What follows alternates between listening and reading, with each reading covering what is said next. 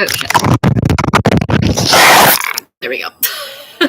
Hey, everybody. Wow, it's really bright. How do I? Wow, it's like blurring out my face. It's so bright. Well, that's okay. Hey, everybody. Hope everybody is doing well. Why is it so bright? I'm not complaining. It's nice to have good weather, but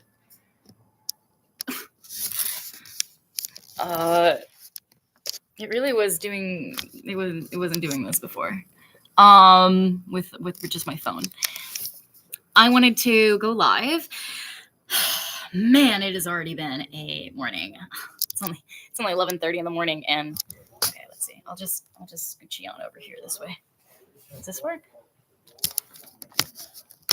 And I have some good things to say, and I'm also in the mood to be creative today,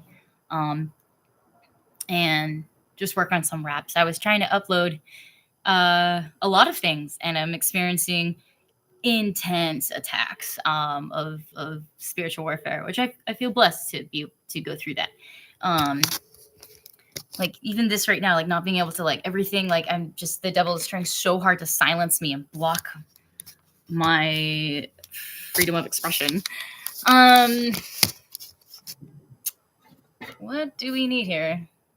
What do you need to be able to see me better?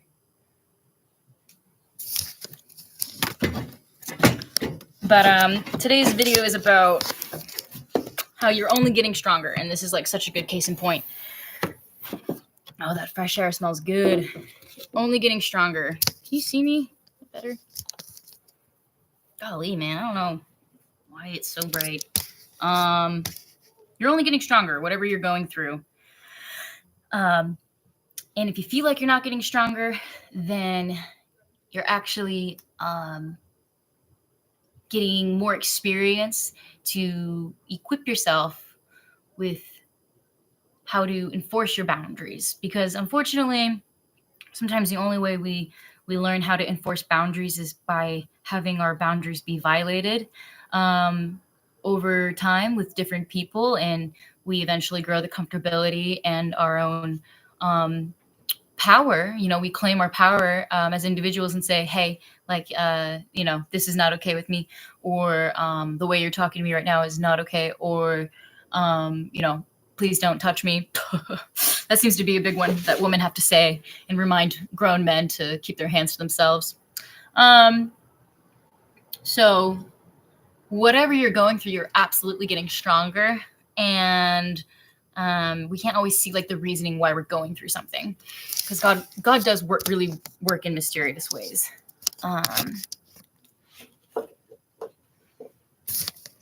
I don't know why. Maybe what if I like put the book here?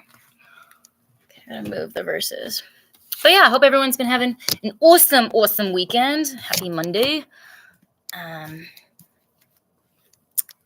Better.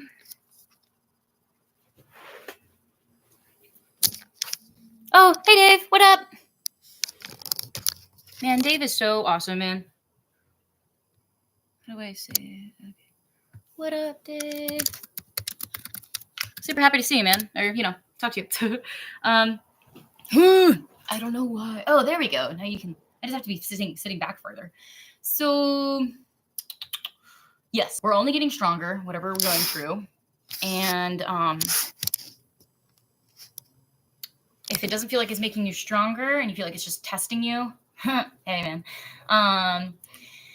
then it is likely testing you for a reason that we just can't see at a certain time.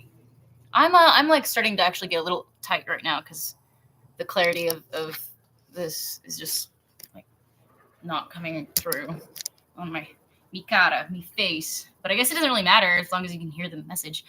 It just like weirds me out because I'm like looking at me and then I'm like, you can't see me, but it's cool. At least I'm on live, and like, because before I was literally trying to upload a word for today hours ago, and it's still 0% uploaded, and it took 5 minutes just to get it uploaded. And I videotaped. I have evidence. Oh, schneizes. Because the police were always saying, well, you need evidence to show that your phone's being hacked. And Yeah, it was happening all this morning. So for like 2 whole minutes, I was just trying to upload I made a couple of raps, and then I also made a word, and I couldn't upload anything. But this is, I don't know if you can see. I was just humming while I was uploading it, but you see how many times I try and upload and then it just goes back to home screen?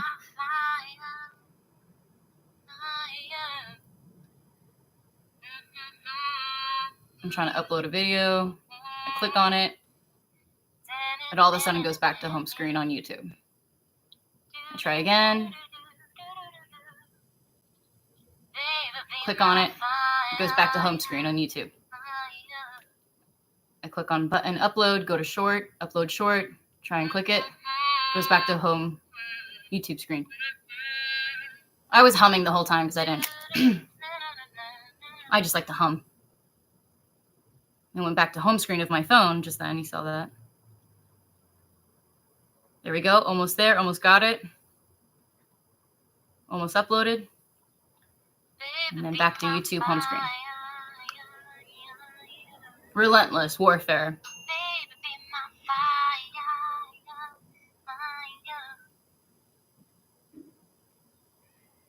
See me uploading it, clicking the video that I want to upload, my word. Had Bible verses. It was a message that was put on my spirit I want to share with everybody. I did eventually click on it enough to upload it, but I wasn't able to put a title. And then it's at 0% uploaded right now. You see how many times I'm clicking it and trying to upload this video? This isn't normal. And this isn't a coincidence. I'm going through this for a reason. That's why I'm so keen on making this video. Whatever doesn't kill you makes you stronger. More determined. There you go. Trying to click on it one more time.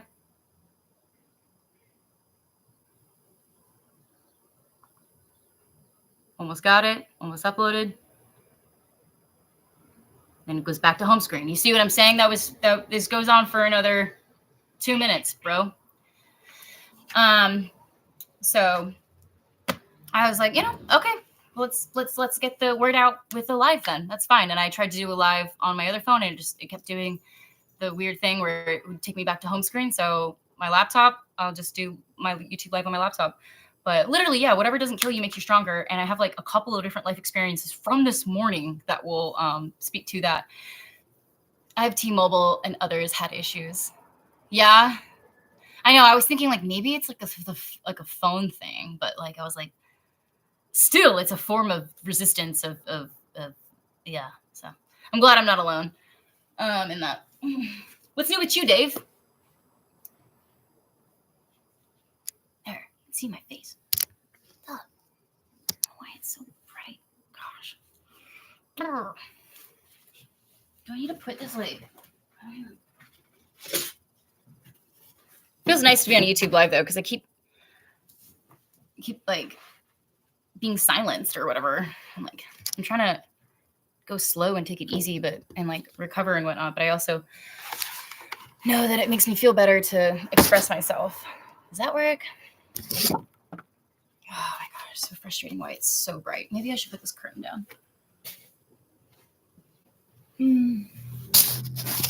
Whatever you're going through, there we go.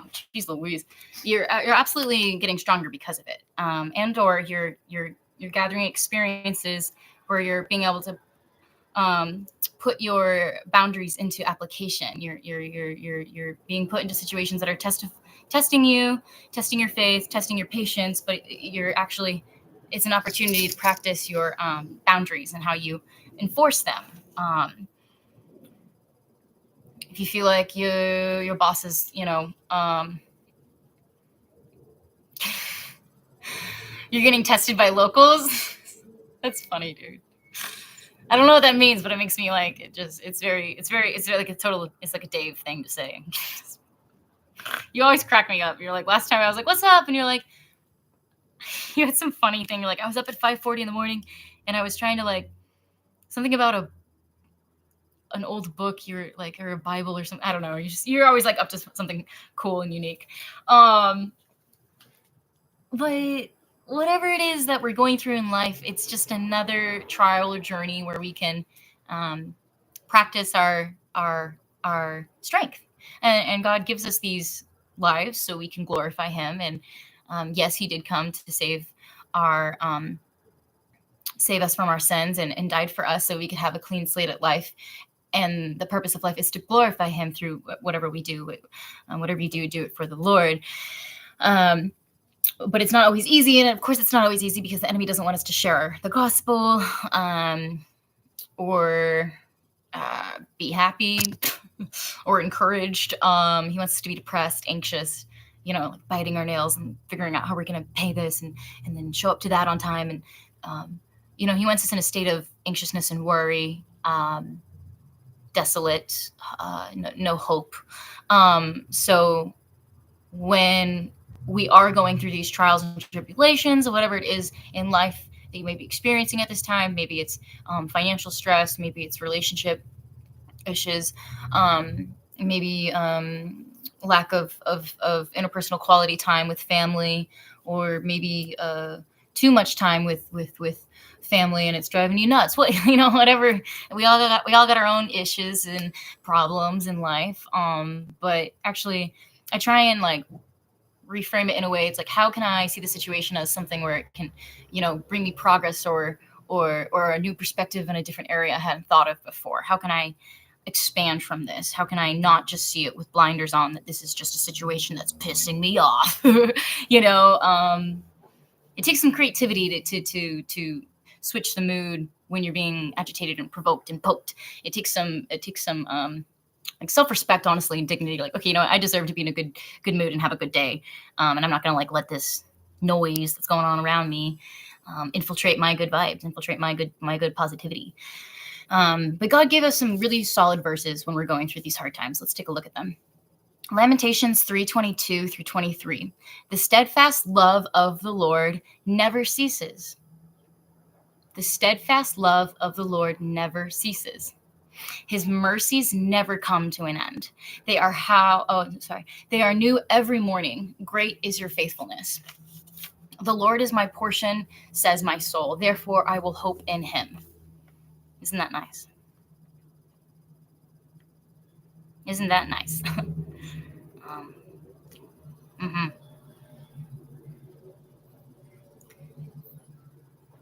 Yeah.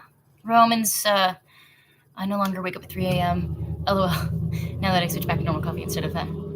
Hey, Anthony, I was just thinking about you. What the heck? That is crazy. That is insane. That's insane, dude. Hey, Anthony, what up, man? That's literally, oh my gosh, so cool to hear from you. Literally, Matrix. Everything's connected. One conscience, one consciousness, collective consciousness. That felt like that just now. Literally, that's insane. That's insane. What up, Anthony Wexler? Happy to have you, man. Hey, Dave, I switched to I did no coffee yesterday.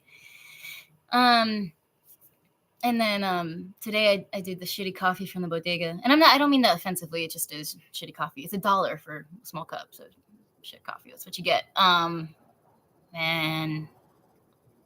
I was just thinking about you, Anthony, because I was thinking about how I have more anxiety because I had 3 cigarettes this morning. Okay, there was a situation last night that stressed me out, and I couldn't sleep till 4 a.m. So, and then I talked to my therapist this morning about it. So, yeah, it was 2 cups of coffee and 3 cigarettes, and I feel like a bunch of jitteriness and anxiety from, obviously that's not the breakfast of champions, but we all have our coping mechanisms. Not proud of every single one I give into, and I'm working on it. I'm really trying to work on it. So that's why I was just thinking about you, Anthony. That's so funny because I feel the coffee jitters, but happy to have everybody here. Let's continue on to the next Bible verses we got regarding how God gives us these tribulations, but he always gives us strength at the same time. And he never sends us into situations without us being equipped spiritually, physically, emotionally, mentally. First Chronicles 16:11. Seek the Lord and his strength. Seek his presence continually.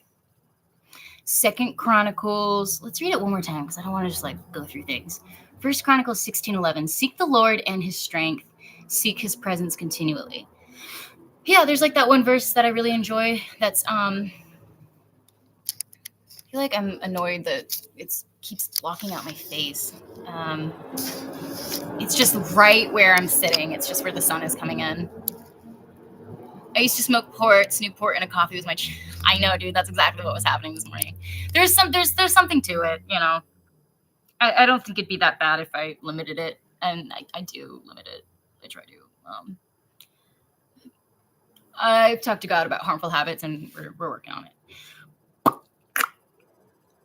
Sometimes I'm just too stressed to like fry an egg and eat that, but I actually have a song that I listen to help me like motivate myself to like.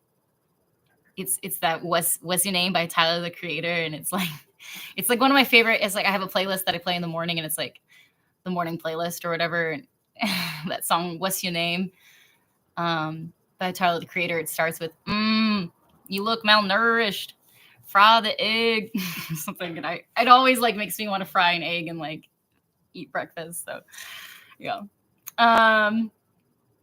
But you know, it's cool that I'm like actually being real and being like, this is what I'm going through, because we're all, you know, experiencing some type of bummer situation or bummer mood or bummer thought. You know, it's not always unicorn and rainbows and like dandelions in life.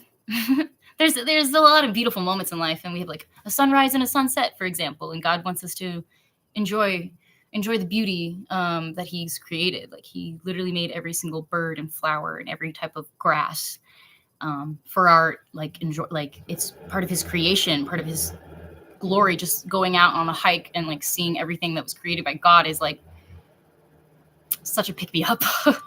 He literally created like the flowers and the birds. I think about that all the time, and it blows my mind. Like every little detail, like the bird's plumage and like the detail on a flower, like all the little marks on a little flower petal. Like he created all of that. So I truly believe that he wants us to like enjoy life and see the beauty in life too. But we go through stuff, and we get tested in tribulation. So let's keep going. What other verses he left for us, because he knew we would run into some flack. So Job 42:2. I know that you can do all things. No purpose of yours can be thwarted. Love that. Job 42:2. I know that you can do all things. No purpose of yours can be thwarted. I'm thinking of a couple different verses as I read that verse. For all good things according to his purpose will come to pass, or something like that verse. And then there's the other verse, it's draw near to God and he will draw near to you. So it's good to go through affliction, because that's a time where we can lean on him. And he says, no purpose of yours can be thwarted. So he knows that the enemy is going to be intimidated by your spiritual strength and your prayers and your resilience. So he's reminding us that, you know, I gave you a purpose and I have a plan for you, not to harm you, but to prosper you. And this purpose of yours will never be thwarted. And then that reminds me of the other verse that says, you know, weapons may come against you, but they will never prosper. They may form, but they will never prosper. So we're all warriors in Christ. Like we're all going up against different,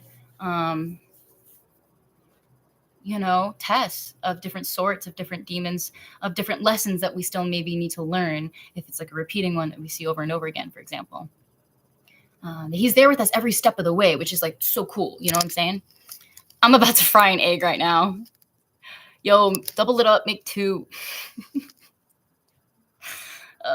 Sunny side up or over easy for me, with bacon on the side. That's what's up, Dave. Get that egg. Get that egg.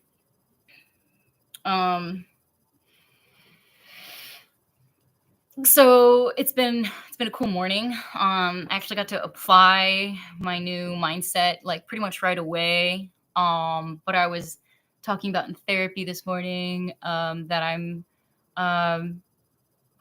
kind of just gonna start enforcing boundaries as I see fit. I'm not gonna be intimidated or threatened or feel scared to enforce my boundaries. But what happened last night was I was you know, sexually assaulted, and it was like with a friend that I trust. So that was the part that I was like extra bummed out about.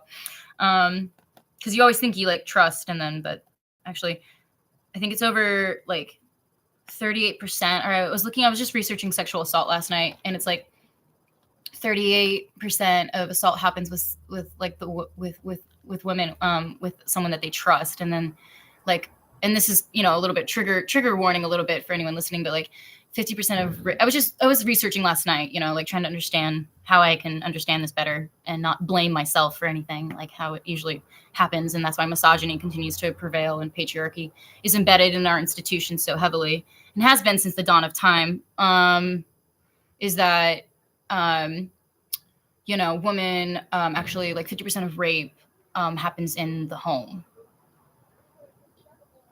Over 50% of rape happens in one's home. So it's always an exploited space of trust. And this is last night was the third sexual assault I've experienced in the past 6 months.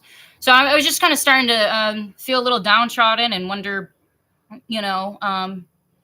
if there's ever a respectful man out there. I just, and I know there is, and I know there's plenty of great guys out there. And I know that many men experience sexual violence too. So it's just part of the video, what doesn't kill you makes you stronger. And it's true, because I'm better at enforcing my boundaries now. And so I got off the phone with the therapist this morning, and then I went and I smoked another cigarette after the appointment. And then I was sitting down and trying to relax after sharing my feelings and getting all that out of my system. And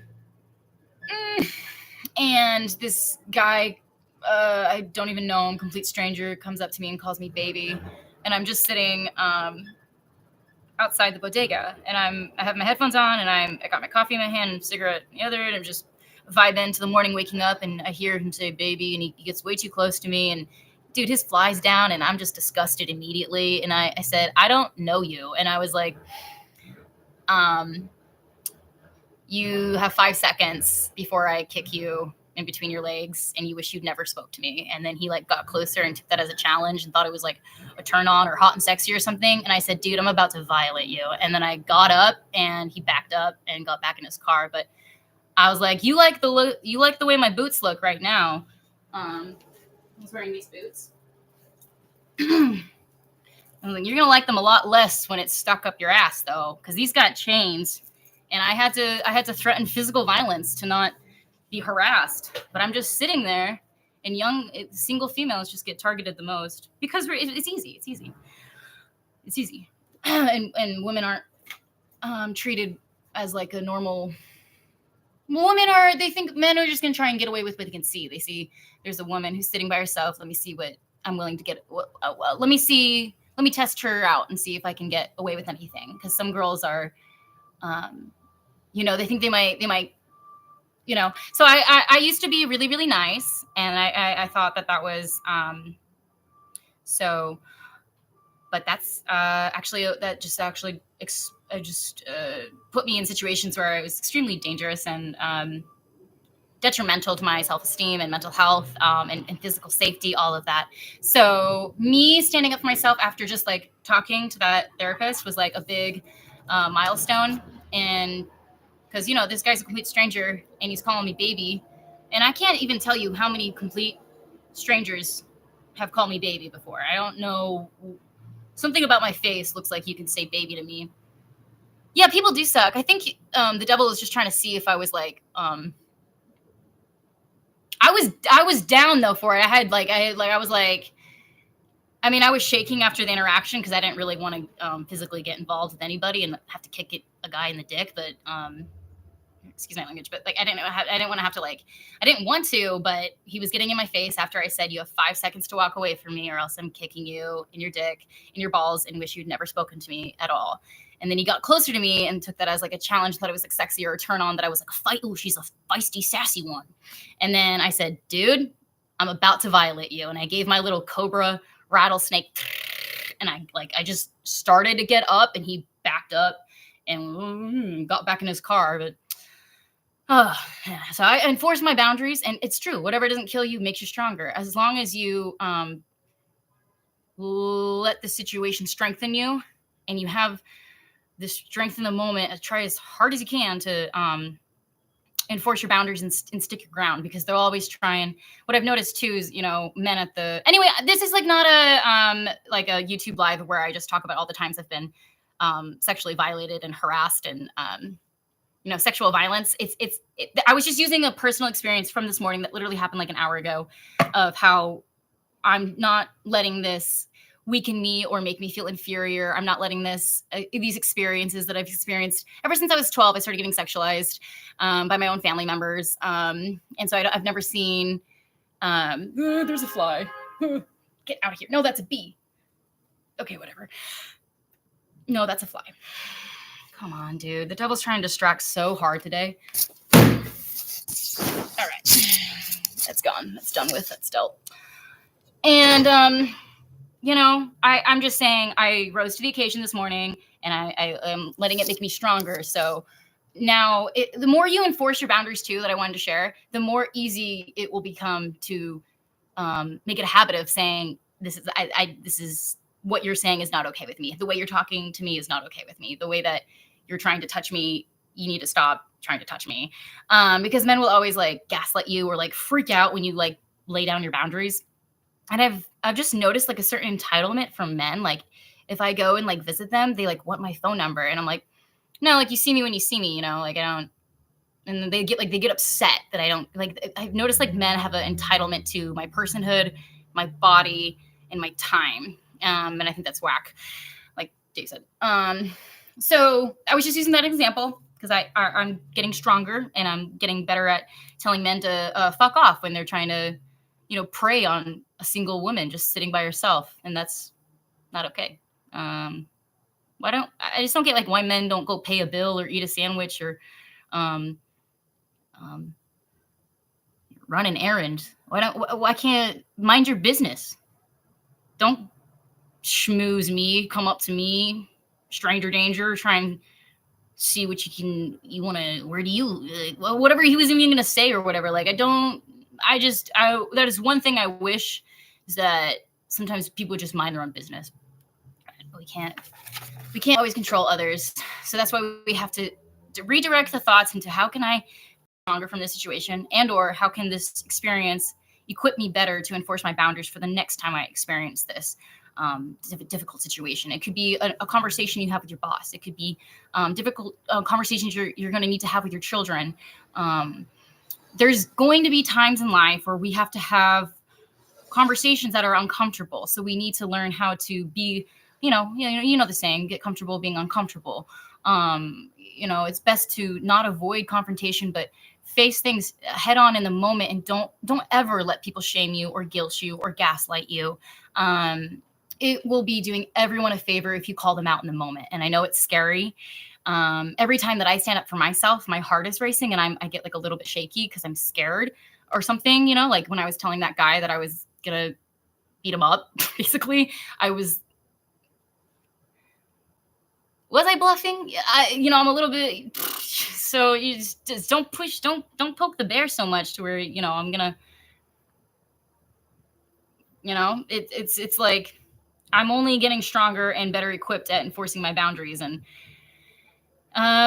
you only know how to get better and better at life the more you experience life and the more that you tell others how to treat you. And that's just a lesson that we have to get better at as we get older, because adults, that was what I was saying in the other video, but it hasn't uploaded yet because I'm experiencing so much warfare today, or the past week, really. It's been really heavy. Is that adults are actually just, grown-up children in this particular way where, say, for example, I used to coach soccer kiddos, and, kiddos will always try and test and see what they can get away with. The whole group is doing an exercise, and then there's always one or two kids that want to do their own thing. And you kind of have to expect that, but you also have to realize that kids have that natural tendency to test the limits of authority. And so adults will do that with each other. But just because there's not a teacher or principal in the surrounding area, they think they can get away with it.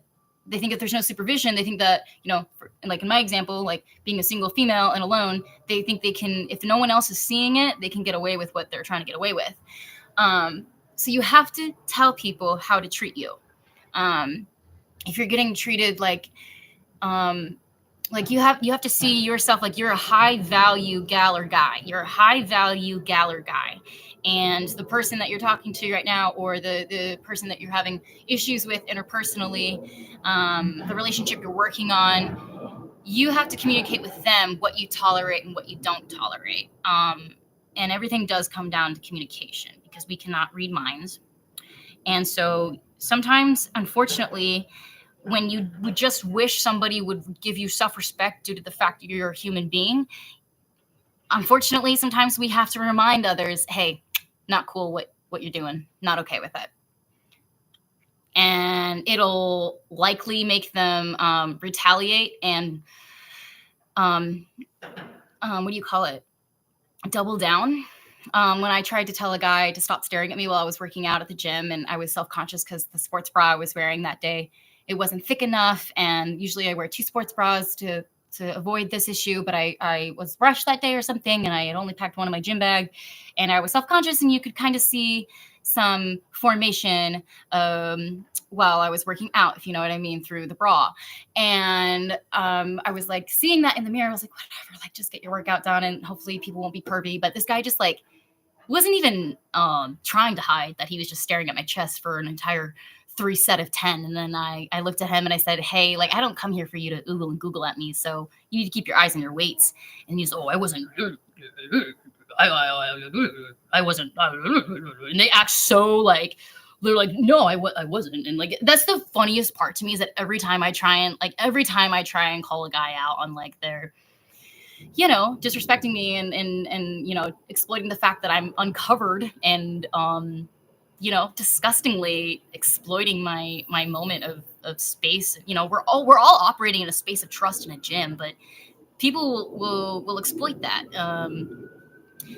at times, and then they'll just double down. So just also be aware that when you do enforce your boundaries, don't expect the other person to handle it well, unfortunately, too. And that's why a lot of the times boundaries don't get enforced. And then that's why at the end of the day, somebody in the relationship says, I feel like you take me for granted. Something like that. It's like a cycle. You see what I'm saying?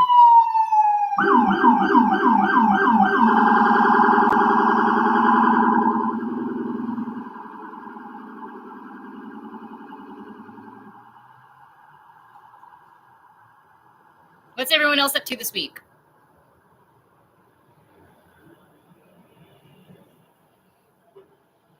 Valentine's Day this week. That's crazy.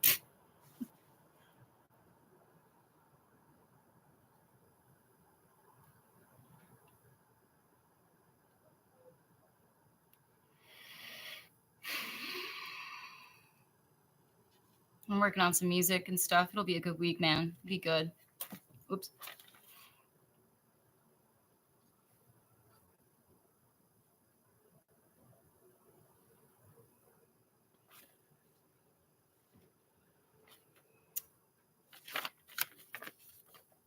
Shout out to Anthony Wexler. He had a show in Greenpoint, Brooklyn.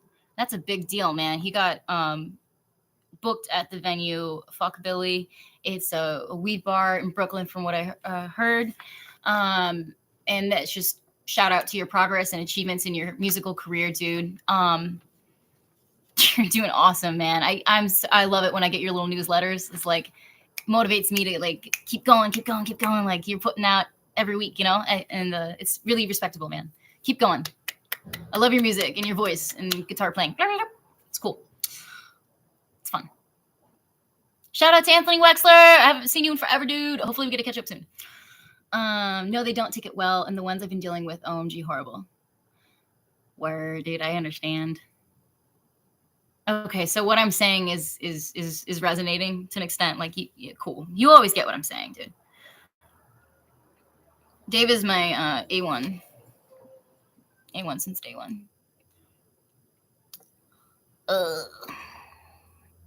But we got Luke 137 here.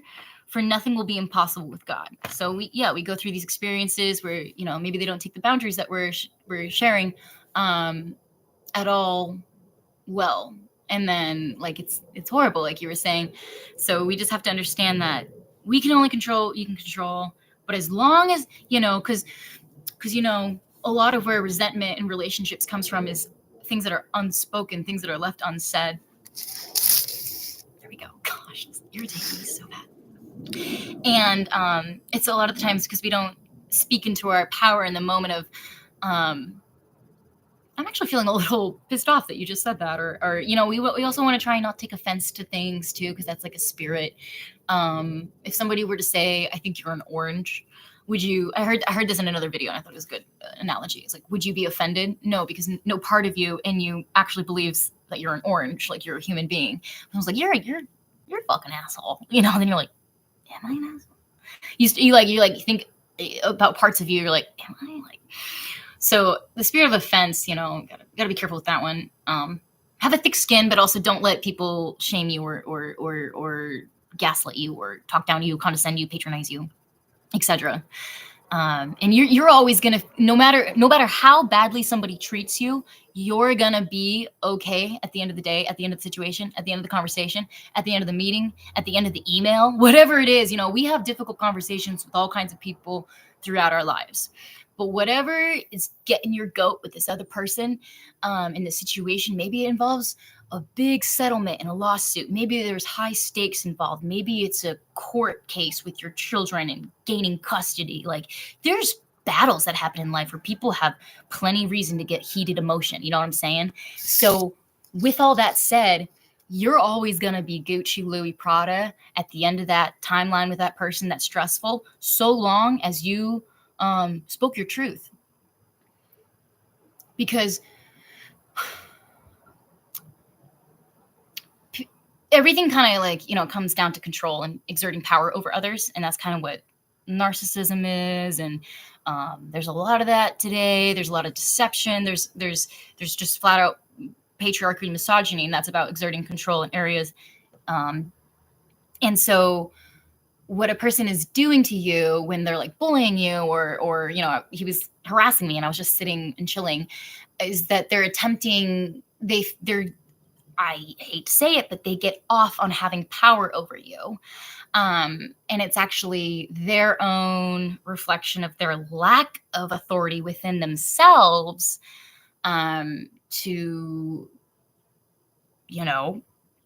whatever.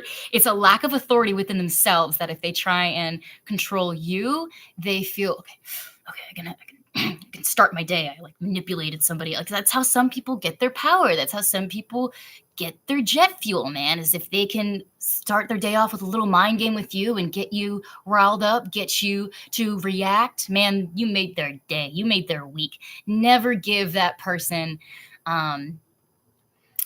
the satisfaction. Never give the enemy the satisfaction of a reaction. That's what they're going for, baby. Don't let them get a rise out of you. Keep 4 deep breaths, man. Like in and out. 4 counts for in, 4 counts for out. Deep breathing exercises, say alphabet from A to Z. Count from 1 to 100. There's plenty of little mind soothers that we can exercise to stop us from doing something impulsive or stupid because we're provoked, and it'd be very reasonable and understandable for us to have a reaction. But that's what they're going for. They're so bored with their life of desolate wickedness, they just can't wait for that juicy reaction from the chosen one. They just love to get you out of character. They would love to see that. That's their entertainment. You know what I'm saying? There's a lot of that narc mind game going on today. Once you figured it out, once you figure them out, once you see between the lines, people can't mess with you. No, they don't take it well. And the ones I've been dealing with, gee, horrible. IDK, what happened? My internet cut out. Oh, no problem, man. I just realized, Dave, that your profile cover is a flower, and I was just talking about how I think it's so beautiful that God created literally all the flowers and like birds and every blade of grass and every type of tree. And I think we may, I think that's like, I just love to like sit in God's like creation, like go into like a meadow and look at all the wildflowers, So beautiful. Is that like a hibiscus on your profile picture? Like a Hawaiian hibiscus?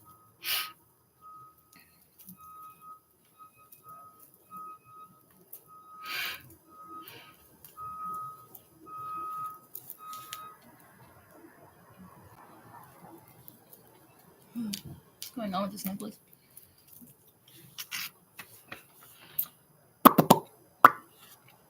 Romans 12:12 is also super solid in referring to going through hard times, and how to keep a good attitude. Like God is always going to offer us. That's the thing too. Any temptation that comes across your path, God will always offer a way out of the temptation. Just pray and ask for God, please deliver me, help me resist the devil, and he will flee. Help me resist being led into this over and over again. I know this is just a guise from the devil or the enemy trying to bring me down and keep me away from getting closer to you. The enemy can't stand it when we're getting super close with God. The enemy can't stand it when we're in prayer without ceasing all day. The enemy cannot stand it when we say hallelujah when we're being attacked. The enemy cannot live when we're worshiping God. So that's how I fight. And I've learned this from other sisters in Christ and other brothers in Christ. How to fight warfare is to praise and worship God.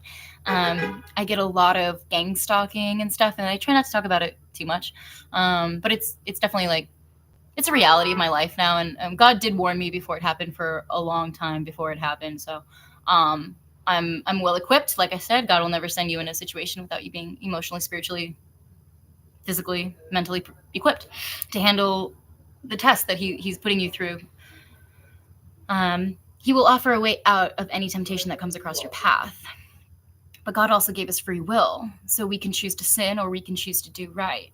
We have the choice every day. There's that prayer, like the most basic prayer. God, give us our daily bread, deliver us from evil.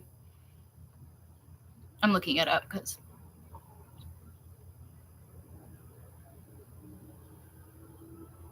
because I don't have it all the way memorized. The Lord's Prayer, give us this day our daily bread and forgive us. This is, so like living a lifestyle of daily repentance.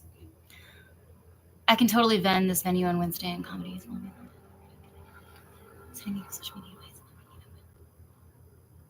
You can totally vend this venue on Wednesday in comedy. Small bands, artists, and whatever I can make crafts.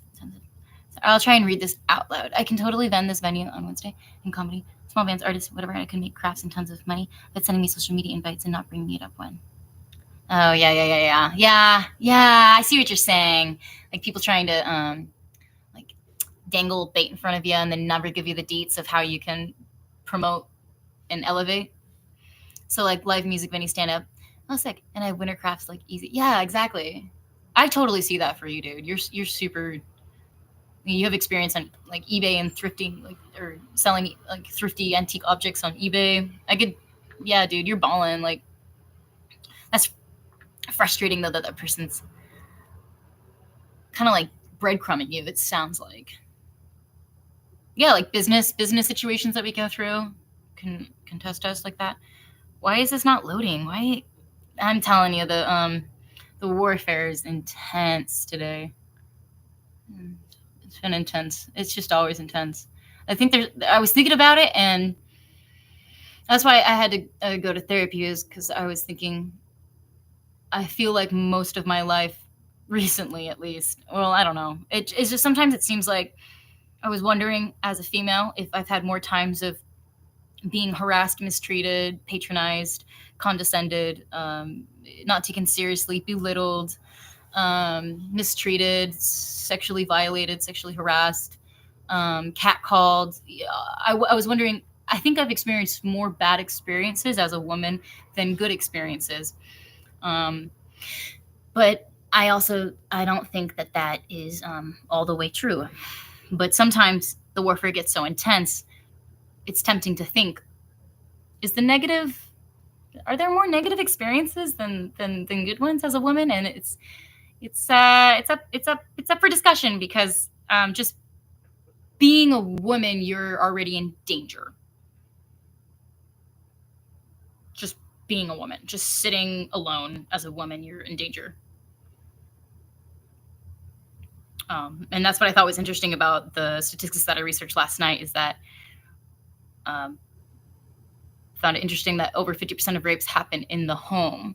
And so women, we're always told, stay at home, stay safe. And you look at the statistics and, well, checks out that we're not safe anywhere. Not in home, not in the streets, not in the classroom, not in the workforce. But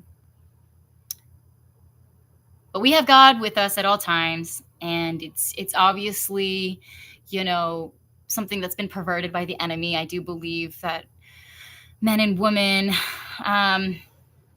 were made for each other, and there's meant to be beautiful union between men and women, but because the enemy exists, it's been perverted. And you understand exactly what I'm saying, I'm sure. So let's see. Give us our daily bread. I just want to read that verse. I'm so cozy today. I'm wearing my sweatpants, and I rearranged my room. So I love doing that, man. It feels so good. You can totally do stand up there. Oh yeah? Thanks, Dave, for saying I'm right. That's nice, dude, to hear. I'm serious. Thank you. I just want to find give us this day. I should have this memorized. Matthew 6:11. I did have it memorized when I was a little girl. Because I went to Christian school. Wow.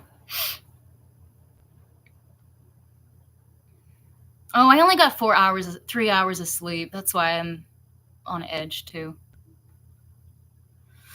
It'll be okay. It's gonna be a good week. God gave us our daily bread. God gives us our daily bread. Deliver us from evil. Deliver me from temptations. Okay, here we go. Matthew 6:11 through 13.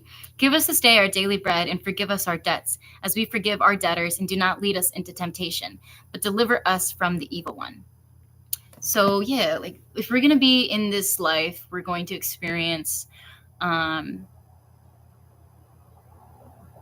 the enemy trying to bring us down the entire time, the whole way. He's already lost. He's miserable, and the saying, misery loves company. So there's the verse, the devil comes to seek, kill, and destroy. The devil doesn't play fair. You know that. We've experienced that. The devil does not play fair. He will use a song that, it's that one song you listen to during that one time of your life that makes you feel, some type of ethos, some type of way, and somehow that song will come up right after you just got delivered from something, and that song kind of makes you want to get rowdy and party and blah. And the devil is the cup of coffee that falls in the morning, and it makes you want to lose your patience, and you stub your toe and can't find your keys. And I know that's a kind of a cliche. Everyone stresses out in the morning, but the devil really is God is in the details, but the devil is so petty and he's so weak that he needs to do those little things to get you off your case. You ever notice how when God speaks to us, he's not trying to prove anything. He's God. That's why it's a small, quiet voice that's not reaching. It's not needing your. He doesn't need to be loud. He doesn't need to prove anything. He's God. He can do anything. He's the reason I'm talking right now. I'm breathing. He's the reason you're sitting here across the screen, digesting, processing. He's God. He can make life happen. He can take life away like that. So the devil really is the little, I can't find my pen. What the heck? Or no pens are working this morning. All I want to do is write my Bible verses. The devil is the little, you're trying to swipe your debit card and it's just not taking it. And frustrated. Why is nothing happening good today? Like those little misery goes out of its way to create company. Exactly. Couldn't have said it any better myself. Yo, clap it up. I wish I had like a little background noise to do like a applause. But exacto, man. Exacto. Yeah. Misery. Yeah. Totally, dude. You always get it. Misery goes out of its way to create. Dude, you say some legendary. I'm going to write that down, but I'll put your name next to it. Yeah? Oh, shiznets, dude. Yeah, went through some stuff and figured it out last night. That's what's up, dude. Dude, that's so spot on. I'm so glad I got your your perspective. No, I insist. No, I insist.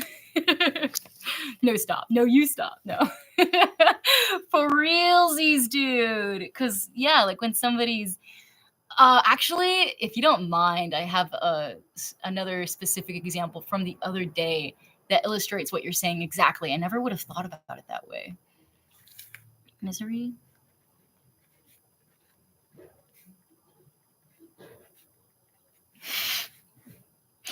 You said some good stuff last life too.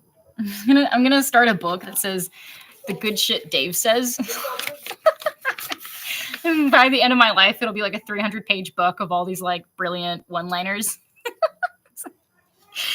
This is it.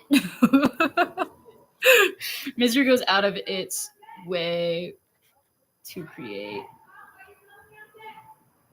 Yeah, dude.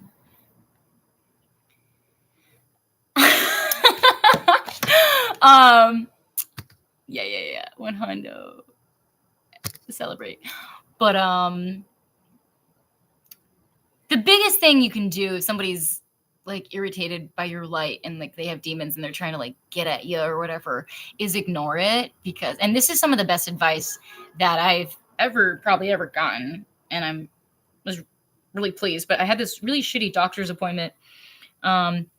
He was yelling at me. I was like a lone single female again, just getting treated like garbage because I'm single female, easy to prey, easy target. Apparently, you know, to them, I don't see myself that way, but that's how those disgusting people see it. So that's what they saw, and he like was yelling at me, and he's like, "Why are you here?" And I was like, "I have pain in my lower right abdomen, and I was diagnosed with kidney stones like 2 years ago, and I'm still experiencing pain. I've changed my diet, but you're a urologist, so I was hoping you would, you know, I don't really appreciate your attitude right now." I don't like your attitude. You're telling me to get an MRI. And I was like, no, I was just kind of thinking out loud about what I think I might need. I'm not telling you to do how to do your job, but calm down, dude. It's all going to be okay.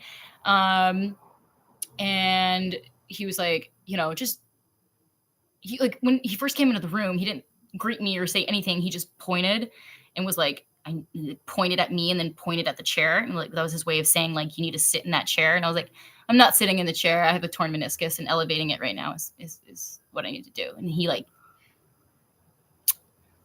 sat down, his glasses on. So why are you here? Well, I have pain in my lower right abdomen, and I think I might need an MRI. I'm like, whoa, dude, I don't appreciate your attitude right now. I don't appreciate your attitude. You're telling me to get an MRI. I was like, no, I was just thinking out loud of probably what I think I need. I'm not telling you how to do your job.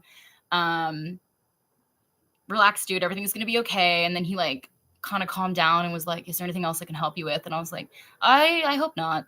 No, I'm gonna find another doctor who knows how to speak like a respectable adult to a patient and not scream in their face and put their patient into a fight or flight mode, because I was shaking. Whenever I get yelled at by a man, I go into like fawning, which is like appeasing. It's like fight, flight, freeze, fawn. And I always fawn. So when I'm scared, I'm actually smiling and like making a joke or trying to like be the peacemaker, but I'm actually terrified. And that's my only way of responding to trauma, is like shaking and my heart racing and thinking I need to run away. But he was just like a doctor yelling at me. And so anyway, I had that terrible experience.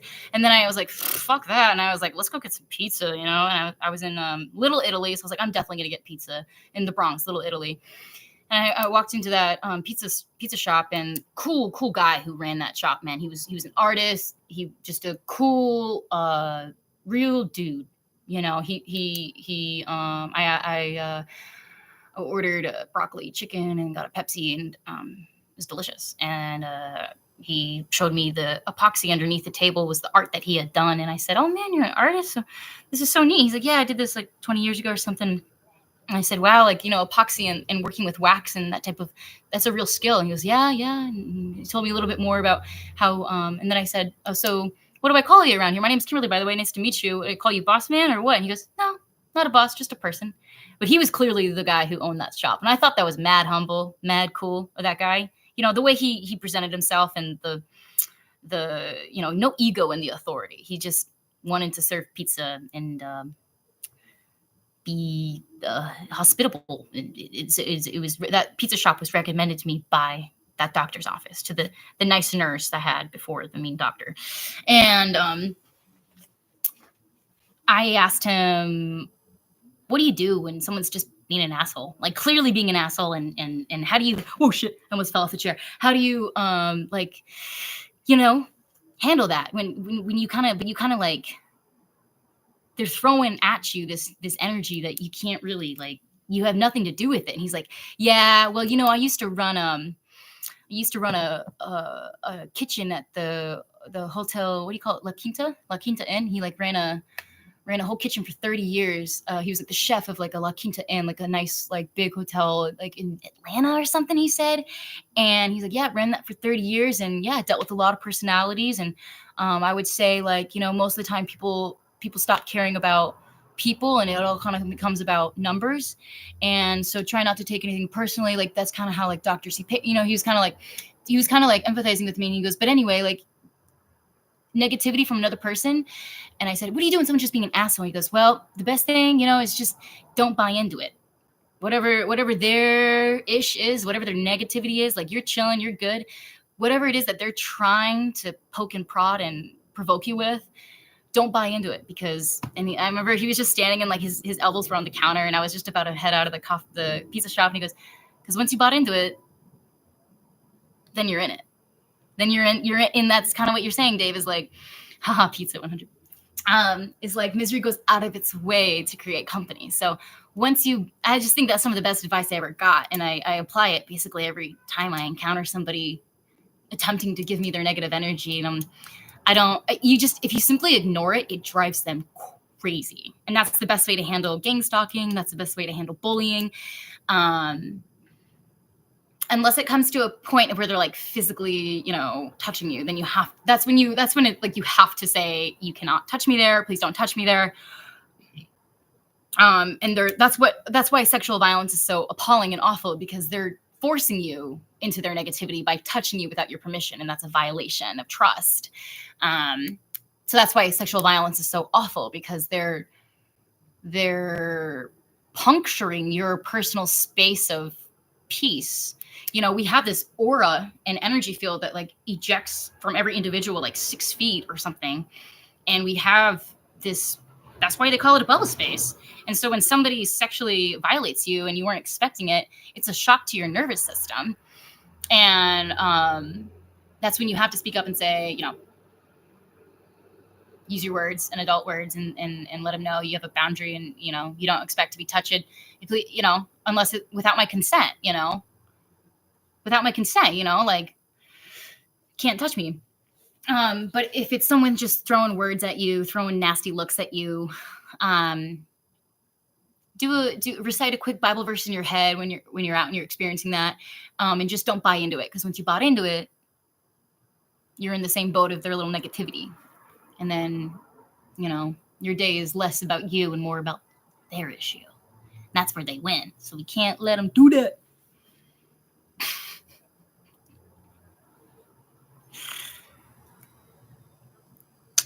Yeah.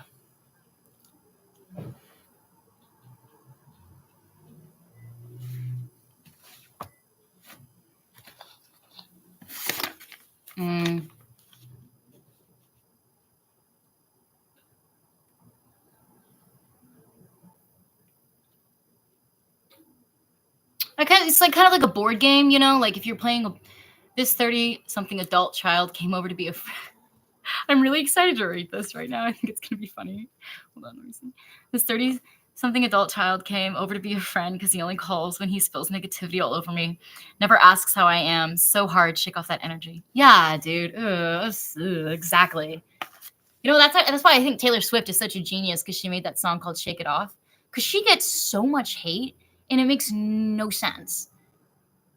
Like, she's living her best life, and she's relatable, and she's genius, and she's managed to make like millions or thousands or hundreds of songs, that we can all relate to. Like, that's a genius. And I'm pretty sure she's like one of the rarest women in the world, called like a Sigma female or something, where they just like do their own thing. Um, and like there was even that one interviewer who was like blah blah blah blah blah blah blah blah blah, blah. And she was like, well, actually I have 6 Grammys, because they were saying something and they were like trying to shoot her down and say that she wasn't that great of an artist or something, and then they like gave the microphone. She's like, yeah, and I have 6 Grammys. And she had to like, say like, you know, even celebrity, yeah, that's like even celebrities too, like because like they'll go through interviews and then the person's like, they were asking like Taylor Swift, like, what's that one song? Who's that one song about?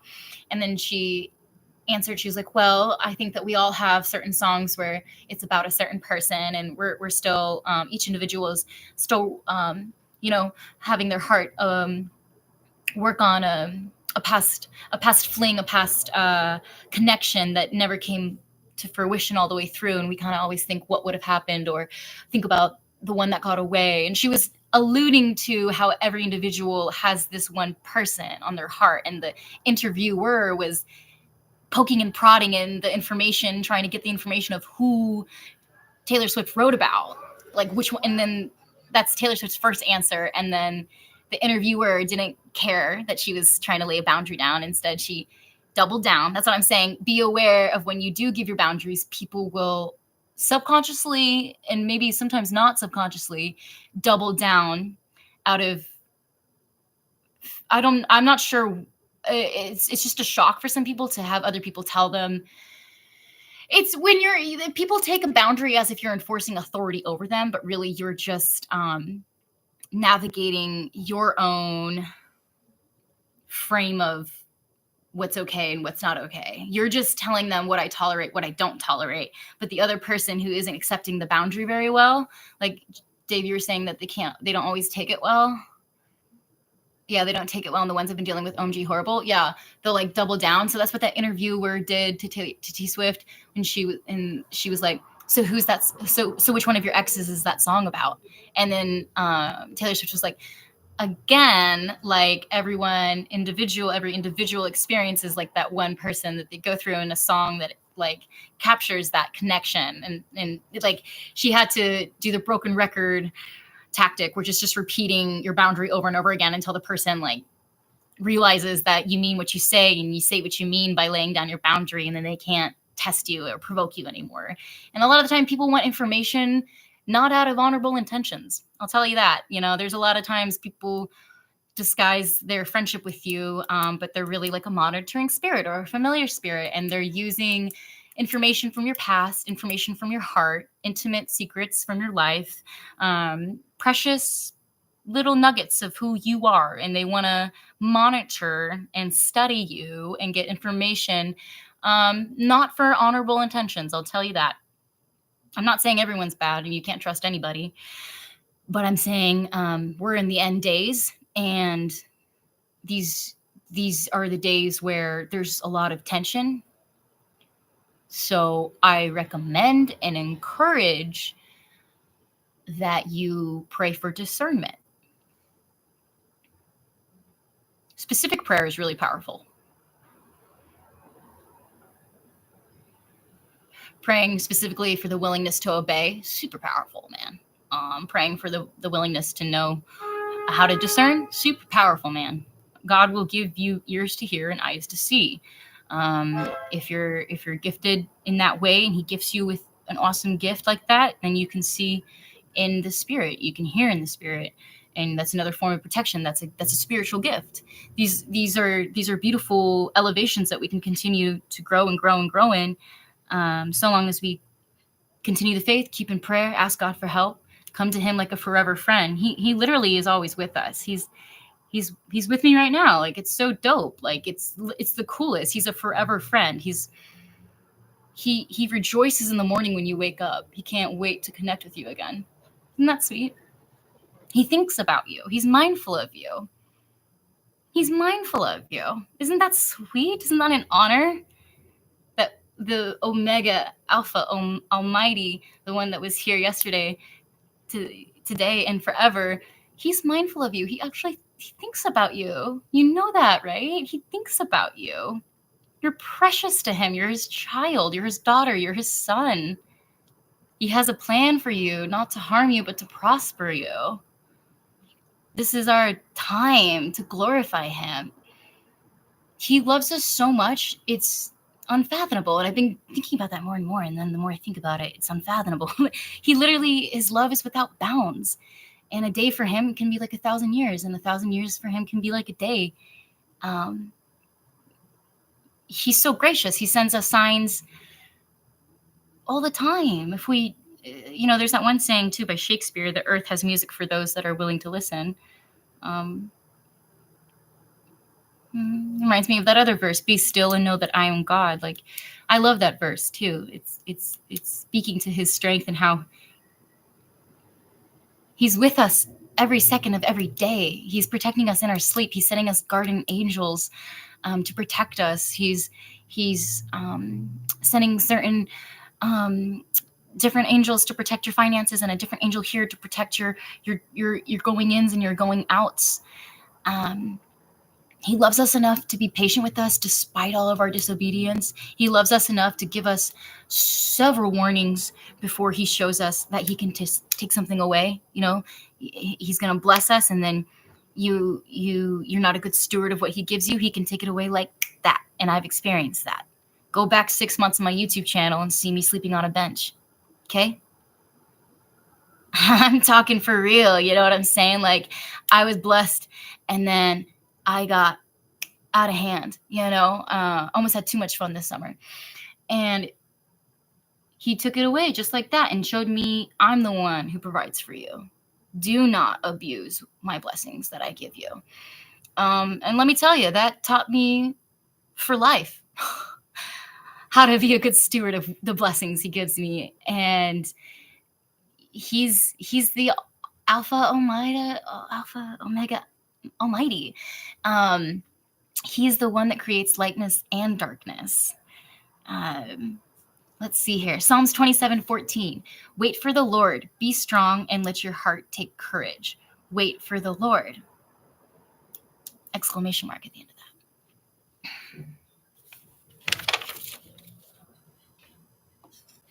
I love this notebook paper. I got it a year ago, but it's pink. I love that. It's this light pink. I don't know why, but it makes me want to write more on it. It's so cute. I love pink. But whatever you're going through, it's gonna make you stronger, boo. It may feel like it's breaking you down. You may feel downtrodden. And in fact, you probably do feel that way. But that's a blessing to feel that way, because when we're afflicted, it's our opportunity to lean into God, to get that hug from him virtually. Sometimes I get a pillow and I hug it and I pretend like I'm hugging God and say, I love you. Thank you so much for everything you've given me. Thank you you've done so many good things for me, Jesus. And I've never admitted that, but it's true. God is real, and my love for him is, I'm not ashamed. I'm happy to express how much I love God. And it's beautiful. It's just beautiful. These moments that we go through in life, you may be even saying to yourself, am I getting stronger? I don't see no muscles growing. Is what I'm experiencing truly making me a better person? Is this winning over me? Is this getting some type of foothold over me in this time? And there might be times where that's true for just a slight moment, a slight second of your situation, of your circumstance, of your job, of your interpersonal relationship, of your relationship with yourself. You might be talking harshly to yourself. That self-talk might not be kind to yourself. That's just one example. But you look back in hindsight and you see, oh, shiznuts, I did get stronger. I did progress. I only actually got more patient through all that tribulation. Because it's easy in the moment to be, trying to talk yourself out of it. I don't feel like I'm getting stronger. I used to have the sarcastic way of looking at this saying, what doesn't kill you makes you stronger. I used to have a sarcastic rebuttal for it, and it was, what doesn't kill me actually only debilitates me even further. But that's the victim mindset, and that was when I was suffering underneath the victim mindset years ago. So, you know, like it's just like going to the gym. Like you don't see results like, you know, overnight or even like the week after, depending on how fast your metabolism is and how fast you can bulk up, the calories you eat, and the supplements you take, whatnot. It's going to take at least 90 days for you to see like, you know, results, mad results of some sort. So that's kind of how it is when we go through these tribulations of seasons of hard times. Like we're just going through the motions and like, you know, we're oftentimes just processing the last thing that happened to us while we're on our way to go do the next thing because we're so busy in this modern world and we're just like we're just still processing like all the other wickedness that we just experienced. And being a Christian is not for the faint of heart. I will say that too. When I first started getting really close with God, I got really heavily attacked. And when you give up bondages and break demonic yokes, expect the warfare to get crazy, man. Like just like girdle your loins, but know that God's got you too. But that's when you got the enemy big mad. You know, you broke the bondage, you broke the demonic yoke. You're no longer in those harmful habits. You know, you're breaking free. Like I'm slowly breaking free of these addictive habits. And I'm feeling closer and closer with God the more that I choose Him and the more that I resist coping mechanisms that are harmful to my health, such as smoking, such as drinking, such as I'm not into gambling, but I know that's a problem for some people. Whatever negative influences that people lean into in life, understandably, because it gets hard at times. You know, we get really, really, really pushed to our limits. But those who renew their strength in God, or those who come to God again, will renew their strength in Him. They will mount up like eagles. What is that? I wish I knew all of the Bible verses. Those who renew their strength. Isaiah 40:31. But those who wait on the Lord shall renew their strength. They shall mount up like with wings like eagles. They shall run and not be weary. They shall walk and not faint. So I think that sometimes when we start out as like little kids, we're going to go into this life and girl, the attacks, I get it. Actually, you would get it. Totes, dude. I know, right? Dave, I heard we're going to get snow. But if we don't get snow, it'd be cool to get a falafel and meet up at the MoMA or something.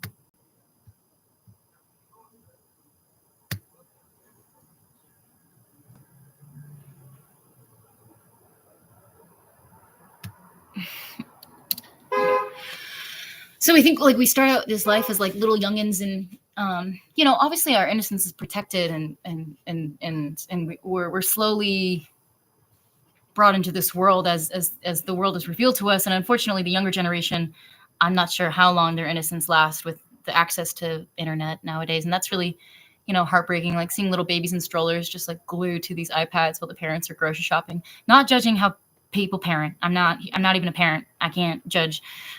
You know, it's probably like a very stressful thing to even take a kid to the grocery store. I'm not judging. I'm just saying it's such a normalcy now to see like literally a toddler like navigating an iPad as comfortably as they would a binky. It's like so you know, Gen Z and these other generations that are younger really got pushed into what the world is on the internet. Like they got access pretty much right away. So I'm glad that I got to grow up, you know, with paper and pen in the classroom, and my innocence was preserved. I feel like for quite a long time, but as adults, we quickly come to see that the point of life, and I made that last video, The Secret of Life, which I feel like was kind of a bold title, is that, you know, the secret to life is the blessing is the affliction. The blessing is the suffering, because in suffering creates endurance. The suffering creates endurance. Endurance creates character. And with character, we can grow hope. And in hope, there's no shame. And that's basically that's the nutshell of what that last video was. But as we move into adulthood, we see that the affliction is the blessing, because without the affliction or the suffering in the dark times, we wouldn't know what hope is. We wouldn't know what faith is, of manifestation of prayer, of please help me out of the situation, God, please help me, I'm really not enjoying this workforce and the way these employees are treating me and this boss. And God hears every little complaint or every little worry, every little fear, every little thing that gets our goat on our heart all the time. And then we pray to him, and then he delivers us from those situations based off of our hope and faith and praying without ceasing. So that is how we know what hope is. So the blessing is to suffer, because it's a moment where we can take our power back, reclaim your power. And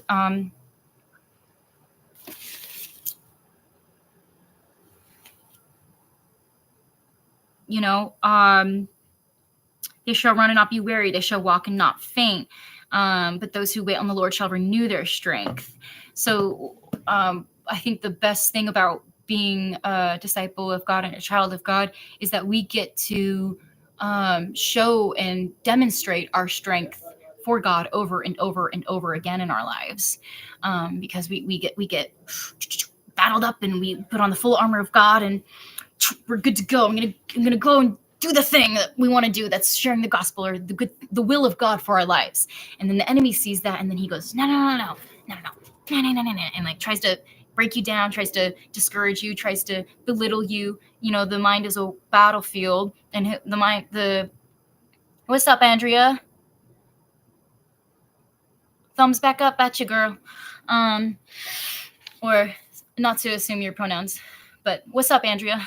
And then the devil comes along. He's trying to break down your strength. Let me just chip away at it. He's got like this. The devil's just like this lame little loser who's sitting on everyone's shoulder and trying to chip away at the iceberg that God created you fearfully and wonderfully. Satan will try and disguise and trick our minds throughout our lives and mess with, our self-esteem, creating depression, creating anxiety, which therefore creates more incentive to lock onto bondages and get stuck in bondage and rely on that instead of God. But God made you fearfully and wonderfully with that strength.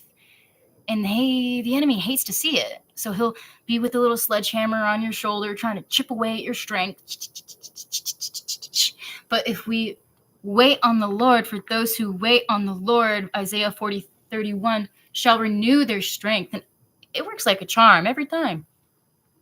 Every time you come to God, you go to the secret place and say, whatever is on your heart, whatever's hanging you down, whatever load you're carrying, it's just so heavy that you haven't opened up or talked to anybody about. God knows about that, though.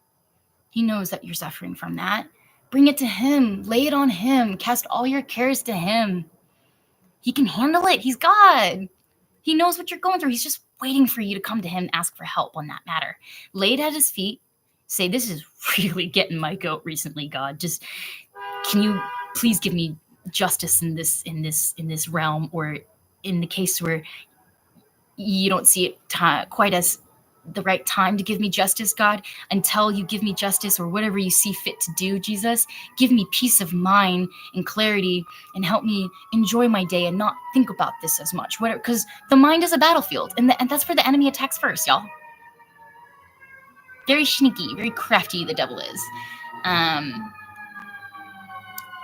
God made you fearfully and wonderfully, and I love that. Let's see.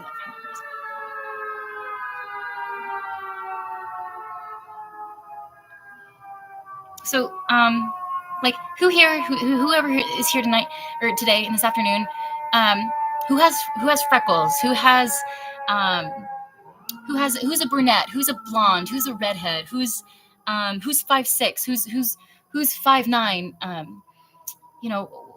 who's size shoe 7, size waist of 38, whatever it is, whatever makes you you. God made you exactly the way you're supposed to be. There is nothing wrong with you. You're absolutely made in God's image.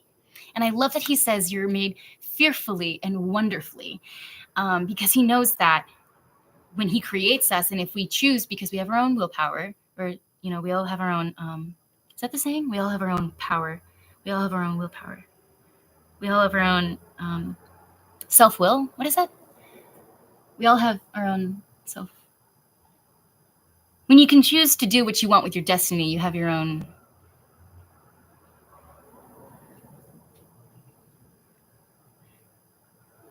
God gave us self-will. Is that what it's called? Yeah, I think so. We can choose to do what we want. God gave us our own autonomy to make decisions for ourselves. And so we can choose to do good or we can choose to do bad. But he knows that if you choose right and you come to him, he knows you're going to be feared by the enemy. That's why he fearfully and wonderfully made you. Isn't that cool, man?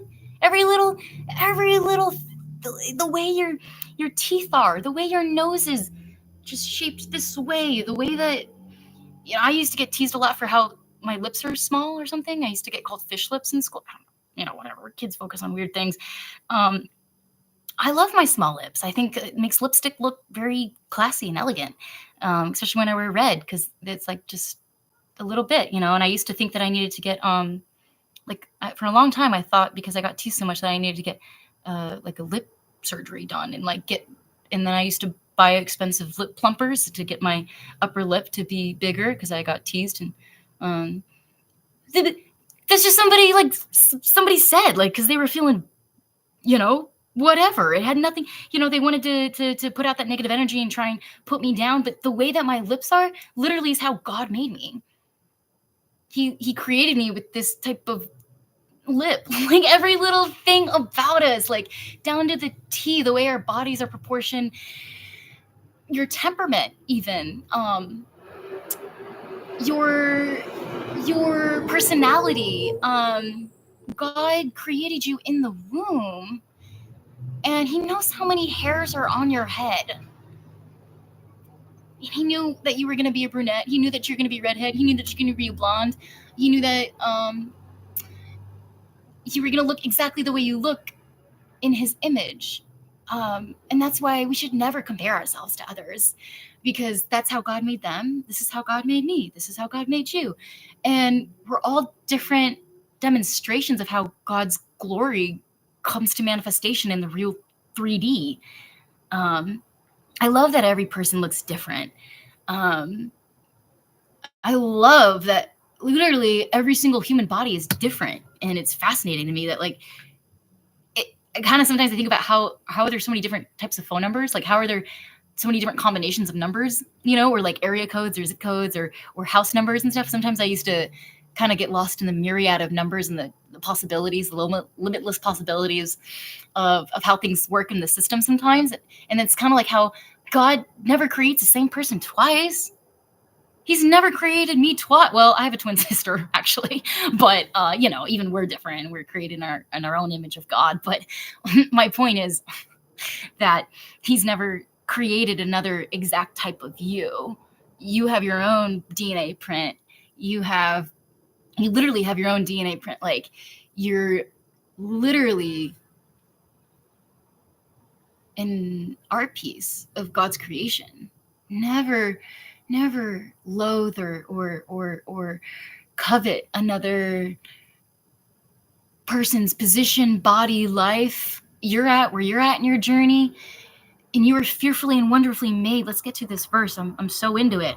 Psalms 139:14. I praise you because I am fearfully and wonderfully made. Your works are wonderful. I know that full well. And it's not like he's actually afraid of us, but he's saying what I interpret this verse as, in my opinion, my humble opinion, that he's saying that with his spirit and strength in us, we're forced to be reckoned with, essentially. We're wonderfully and fearfully made. There isn't, when you, let's see. When you make something, like a batch of cookies, and you're cracking an egg and a little bit of an eggshell gets in the batter, and you're like, shoot, man, the whole batch is ruined, or something now, and you're like bummed. But like, think about how when God made us, like we can see something on our bodies and we're like, that's not supposed to be there, or it doesn't look the way it's supposed to. But actually, that little eggshell, that when God was like making the batch of cookies, which is like us, or you, it's like that little eggshell, it's not a blemish. Like that little extra bit of baking soda, that little extra bit of vanilla, maybe that's like a metaphor for all the love in your heart that he gives us if we accept him and embrace and ask him to come into our heart. Like, some people are designed to give more, in life. Like, God sets up our hearts in different ways. Like the way that your heart is, maybe you're exceedingly kind and forgiving and compassionate beyond anybody else. People tell you like you're the most compassionate person, and you just always make space for other people to feel safe and appreciated. And maybe that's like your gift, and God created you to have that gift to help somebody else that doesn't have that. You see what I'm saying? Like, we're literally all here for each other, and we're wonderfully and fearfully made. Um, so never see anything on your body or your hair or your voice or the way your laugh sounds as something that's not right or okay or deemed unacceptable, because you're actually beautiful. You're a masterpiece created by God. That's amazing. You know what I'm saying? God, I love that verse.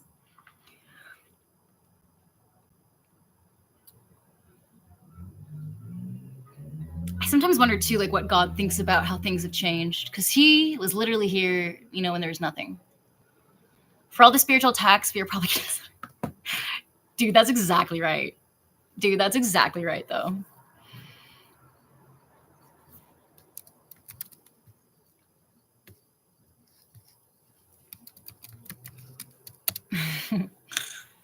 Yeah, dude. Yep.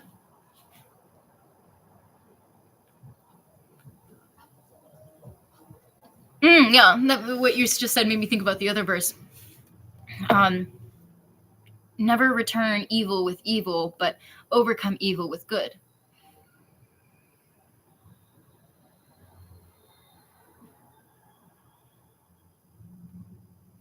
Romans 12:21. Do not overcome evil, but overcome evil with good. Don't let evil conquer you, but conquer evil with good.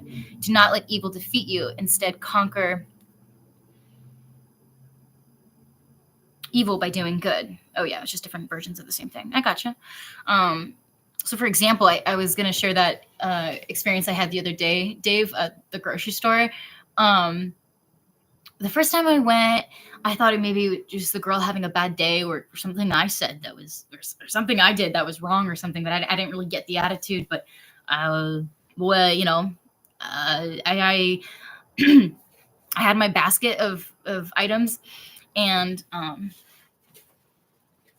I checked with the other girl. I was like, "Oh, are you in line?" And she's like, "No, you go ahead." I was like, "Okay." And then I need water. Oh God, I'm getting old. Oh, I'm getting water.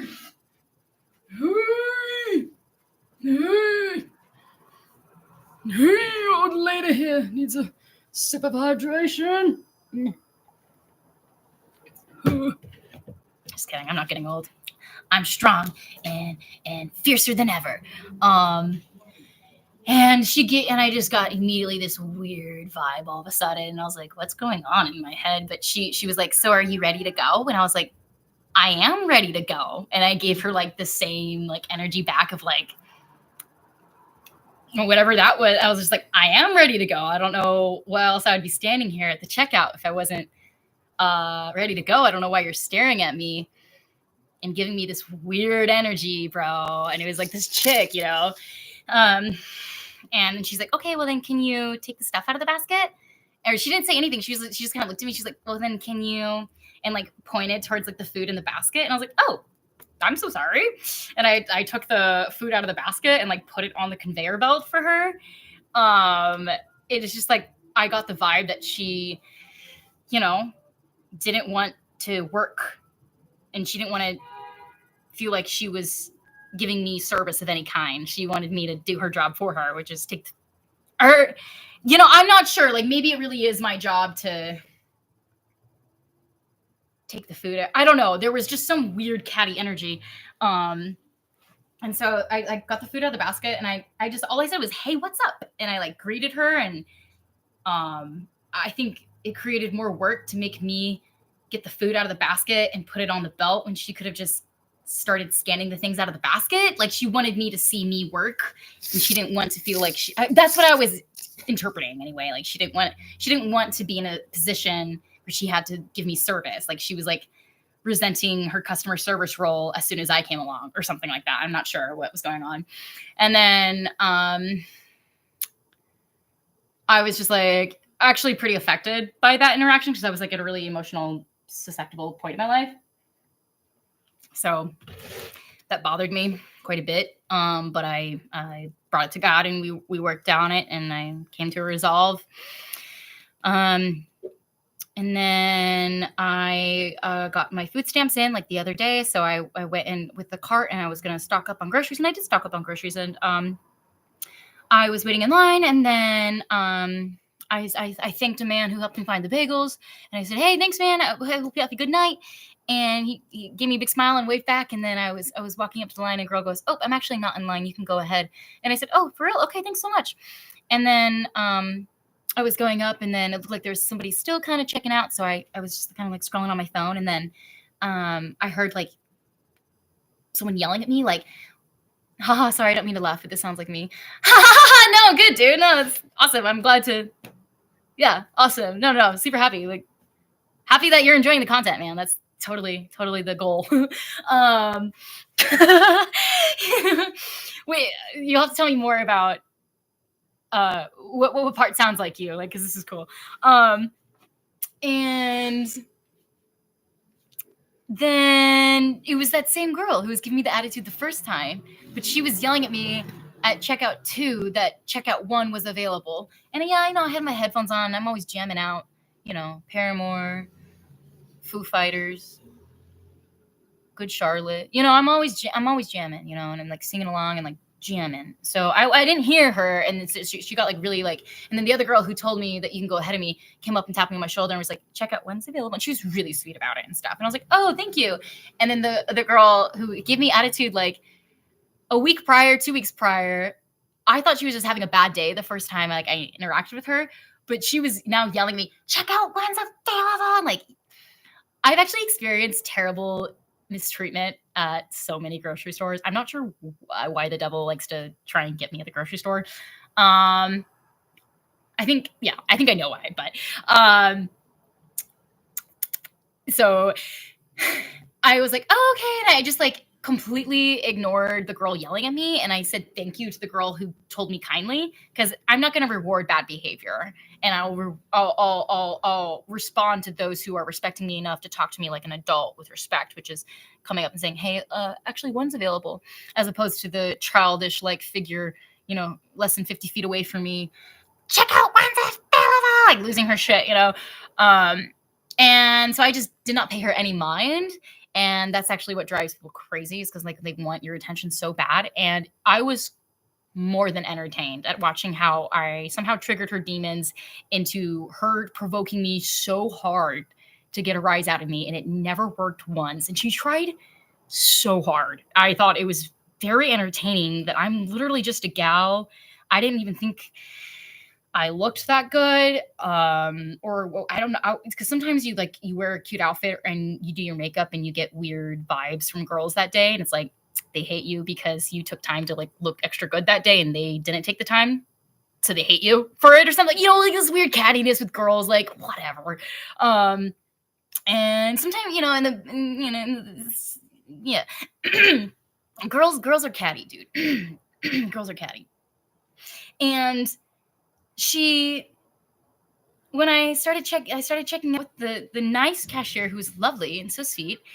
I saw the way that this coworker was treating this cashier who was helping me out. And it turns out, you know, I thought this one cashier from the other day who was mistreating me or whatever as a customer, I thought she was having a bad day, but now I just see she's like, you know,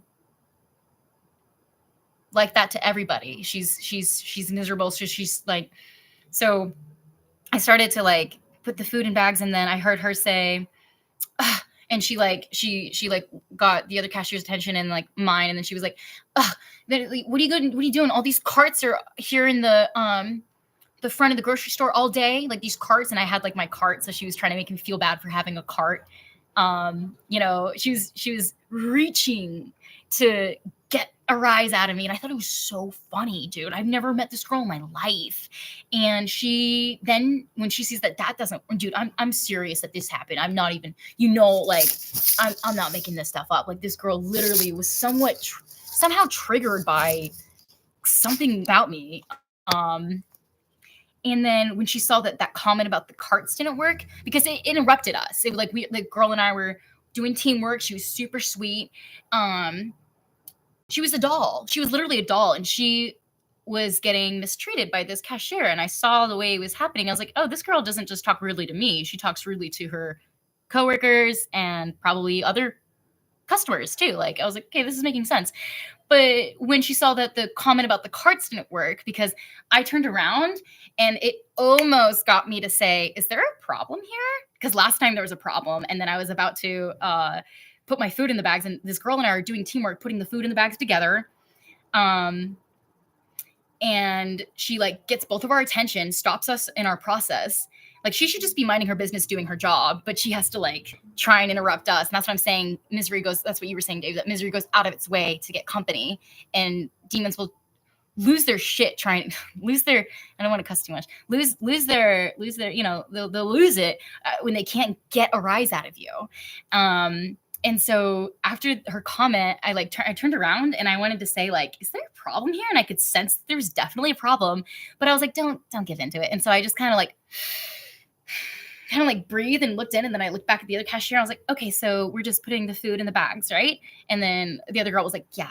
And then I was like, okay, I'm just like focusing again, like doing our job. And then the girl comes out of her cashier little spot of checkout 2, and then comes over to get a basket that's right by my feet, and does this crazy like bend over thing like they do in the movies, where the girl like drops a pencil and like does the seductive, like, I was like, oh my, like, I almost bumped into you. Like, you're literally trying to get me in trouble. Like, you literally just literally got into my personal space, pretended that you needed to pick up this basket, and did like the like bend over thing where like literally I was like checking at the, like, watching the prices and like seeing how expensive it was going to be. It wasn't that bad, you know what I'm saying? But I was like watching it, and I looked at the cart, and then I saw that she was like down here all of a sudden and like grabbing like those baskets and like did the bend over thing, and I almost like bumped into her like behind, and I was like, what is happening? Like, why are you even in my space like this? Like,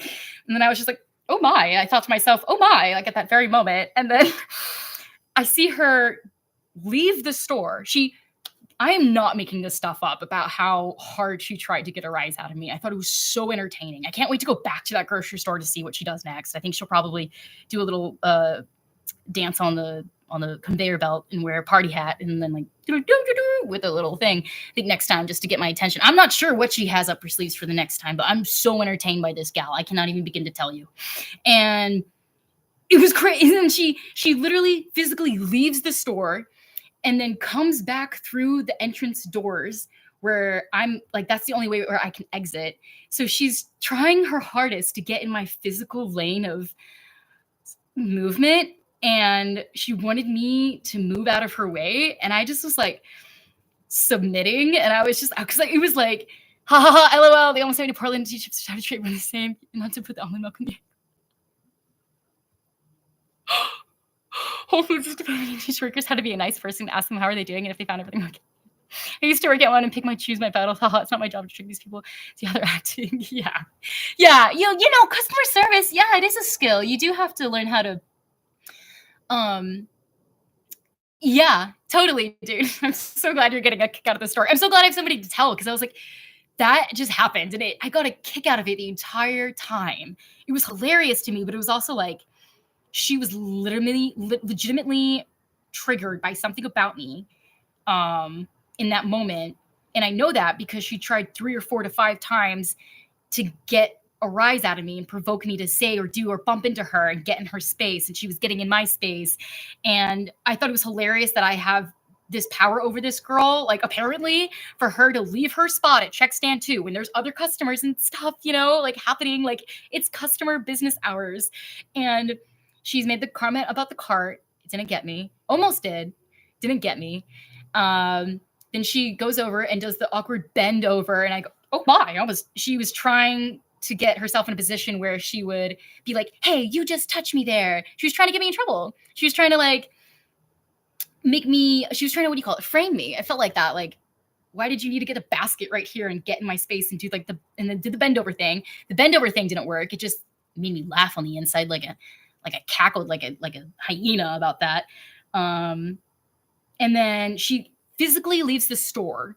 She leaves check stand 2, leaves the store, comes back through the exit doors, which are that's my next exit. That's where I go. And my cart is right there. And then I was kind of standing and kind of like helping put things in the bags too. And she walks to the side of the cart and comes back through the doors and then gets in exactly like, you know, shoulder spaced. Her feet are shoulder width apart in my path now. And I now have to move out of her way for her to get back into check stand 2. I was getting such a kick out of this. I was like, girl, I'm gonna bring you a Hallmark card or something next time. I didn't know you needed this attention. Girl, you're great. What's up? What's up? What, you want me to notice you? Not gonna happen because you treated me like, you know, like I'm not even a person. So I'm not even gonna give you the time of day. And that's what drives the enemy up crazy up a wall.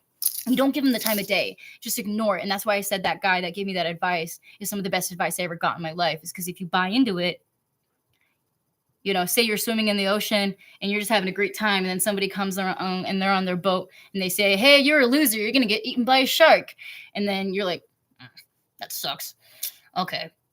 And then if you agree with them, you might as well get in the boat and start reciting exactly what they're saying to other people swimming in the ocean, because now you just bought into the negativity.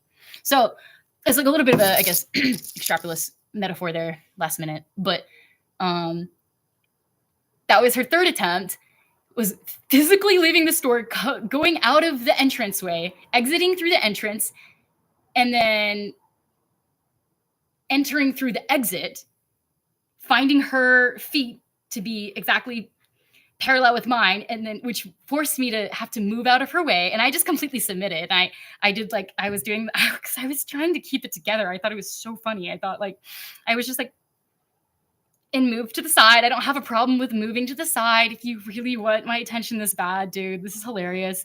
And then I started to say, thank you so much. I've had such to the cashier who was checking me out, being very kind and awesome.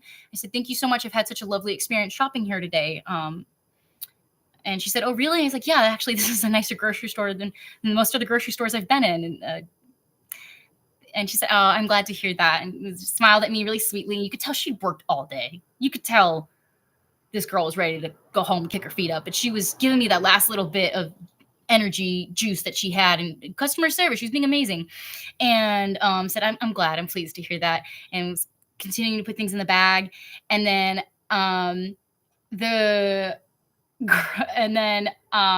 so I'm ignoring all the hate, I'm ignoring all the evil, I'm ignoring all the wickedness, and I'm bringing life into the situation and noting a positive experience, positive factor. And that just drove her even crazier. And I was just about to say, oh, and I like especially how there's a certain section, and I didn't even get halfway through what I was saying until I see this like sandwich like go in front of me, and the cashier from check stand 2 goes, here, eat your sandwich, don't pass out on me.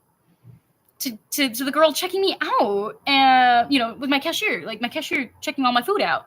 And so not only did she interrupt me as I'm like relaying my positive customer experience, because they do have their own section for beef and seafood, and I thought that was really fancy. I really liked that grocery store.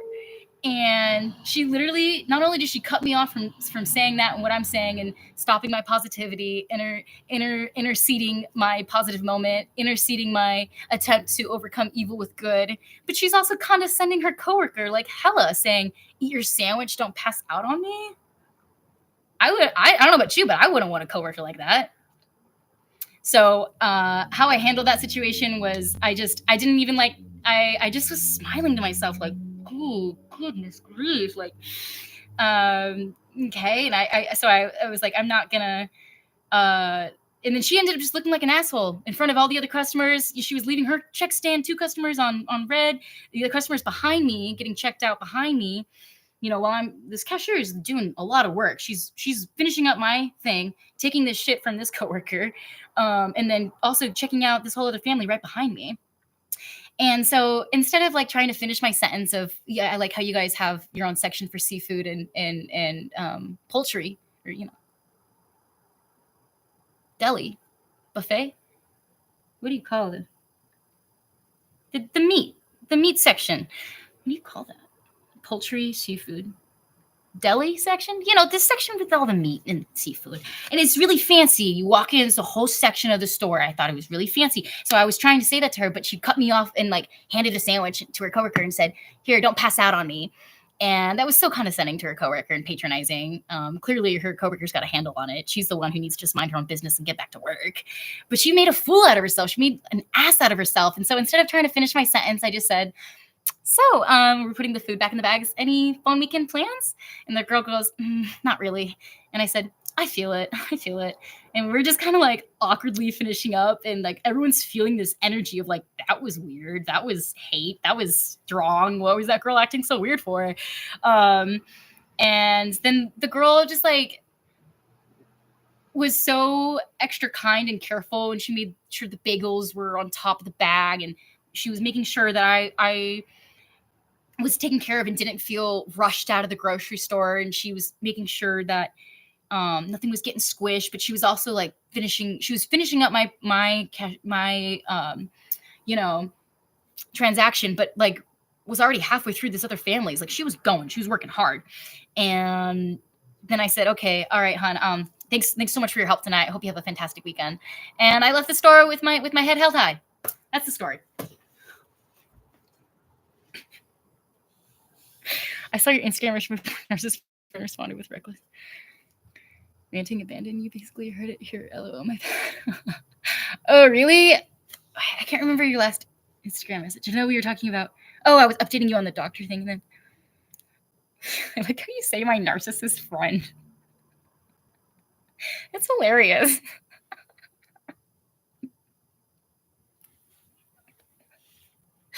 You're so funny, dude. No problem, man. No, I'm here for anything you want to talk about. It was last night. Oh, okay. I gotta check my Instagram. Okay. I'll do it later. I'm here for any time you want to vent, dude. Anything you want to talk about, no problem. He's just like recklessly ranting though. That's so tough. Sounds like, people are just like, sounds like people rely on you though. Like they come to you and okay. At least people come to you, I guess. They know you're a trusted source to confide in, but it doesn't sound like, like that other guy too. There's something you were telling me about earlier that he was just like, it's so funny when you say girl. I don't know why. Girl, the attacks I get. I'm not making fun. I'm just, it's awesome, dude. I'm just. Anything about this swag? I used to smoke and like regular 3 a.m. There was something that you said that was like about people being crazy.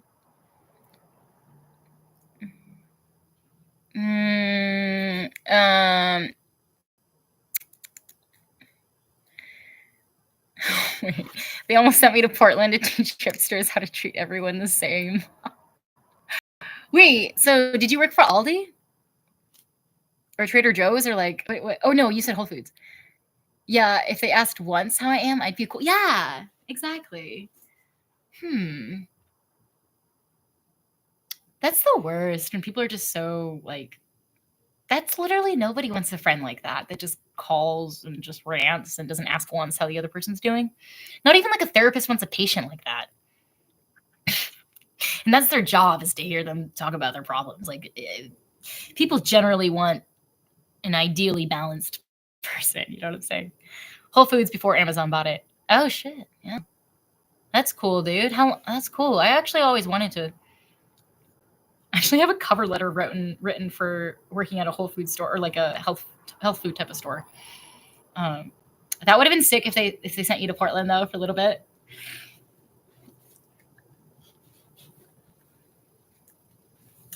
I might go do a trip, dude.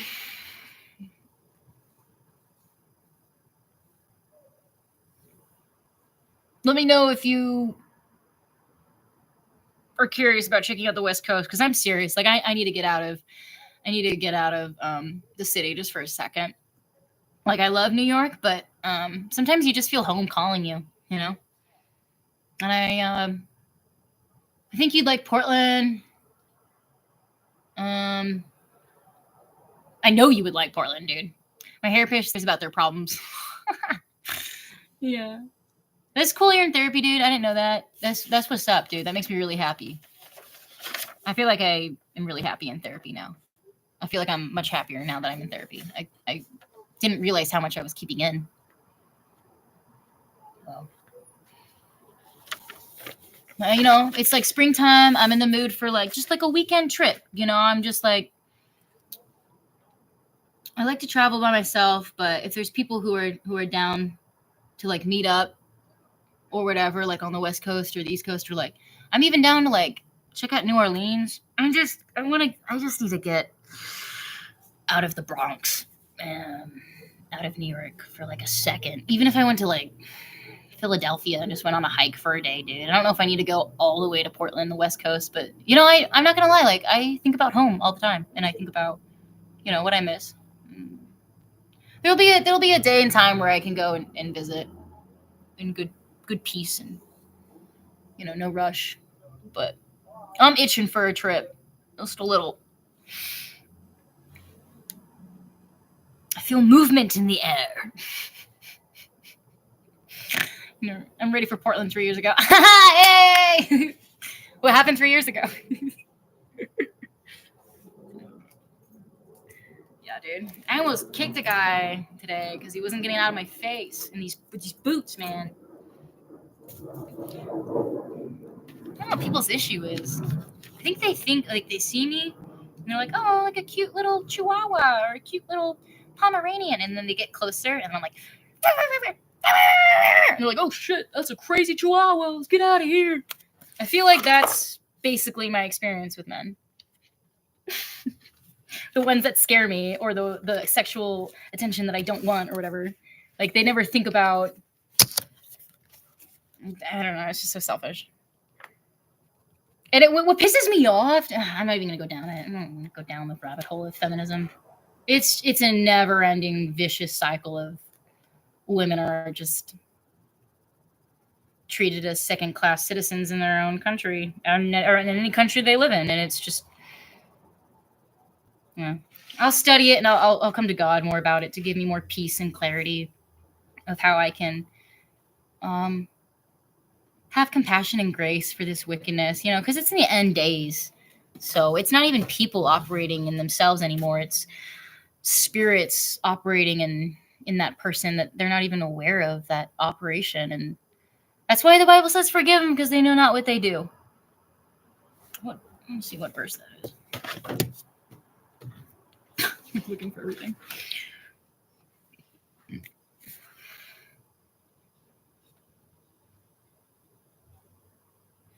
But I just want to say one thing real quick, is that, like, it amazes me that when I have a man with me, no other man tries to come up to me and talk to me, obviously, because it's assumed that I'm property of that man.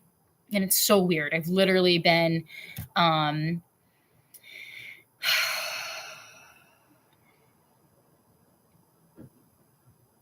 hanging out with my brother, and people think that They're like, oh, is this your girl? Is this your, like, why can't people just hang out and like people automatically think that that woman with that man is his property? So it's like I have to be with a man in order to protect myself from other men. Or if I'm just single and chilling, I'm straight prey and targeted for men to come up and say stupid shit. I can't even begin to tell you how many times I've been called baby by a strange man who I've never seen in my life. I don't know why it's always baby. Does my face look like a baby?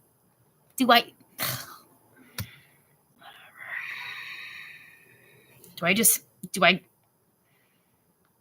how do I give off vibes that say,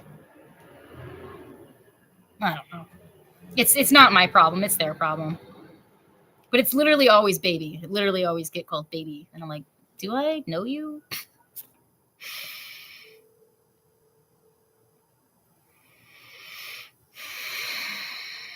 Luke 23:34. Then Jesus said, Father, forgive them, for they do not know what they are doing.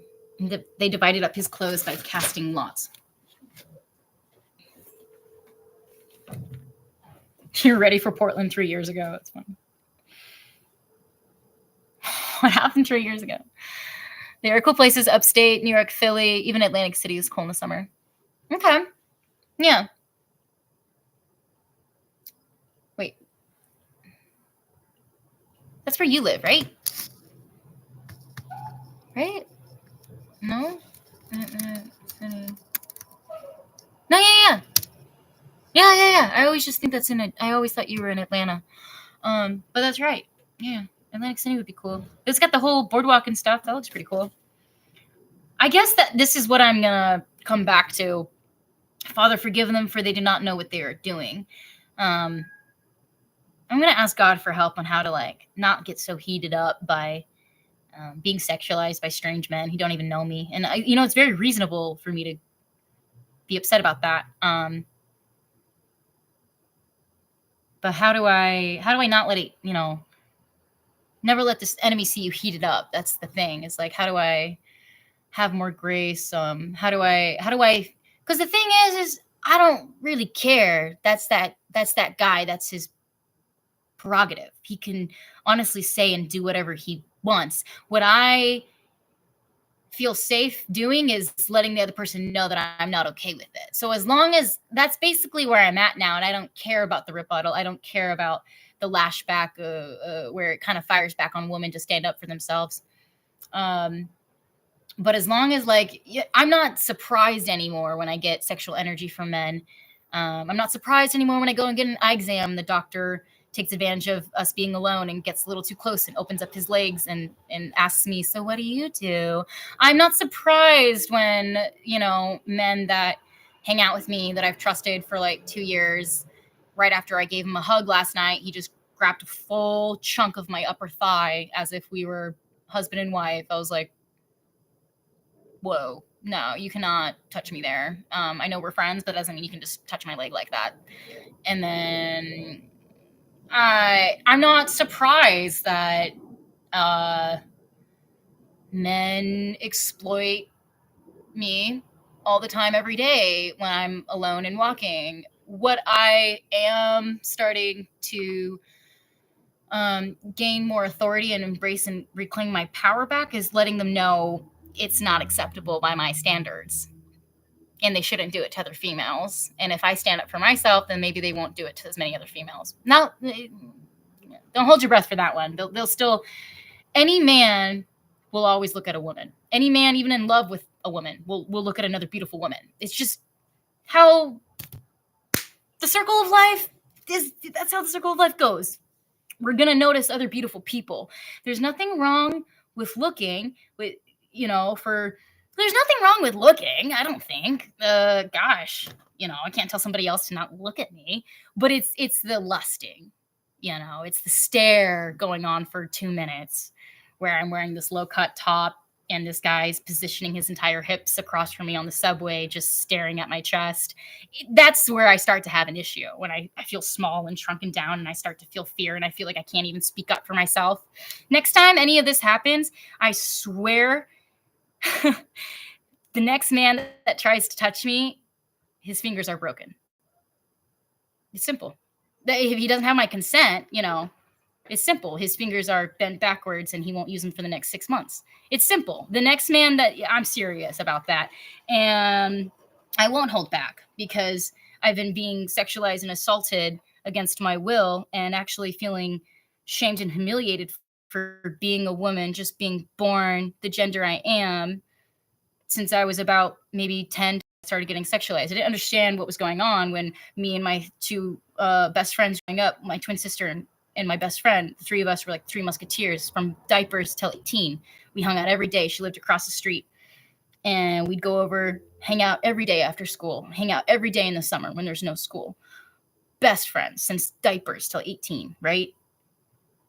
Her and my twin sister and I, three musketeers, we were 10, 11, 12 years old, walking to the movie theater. And we heard cars honking, and we didn't like the feeling that we just got. We didn't know what that was. And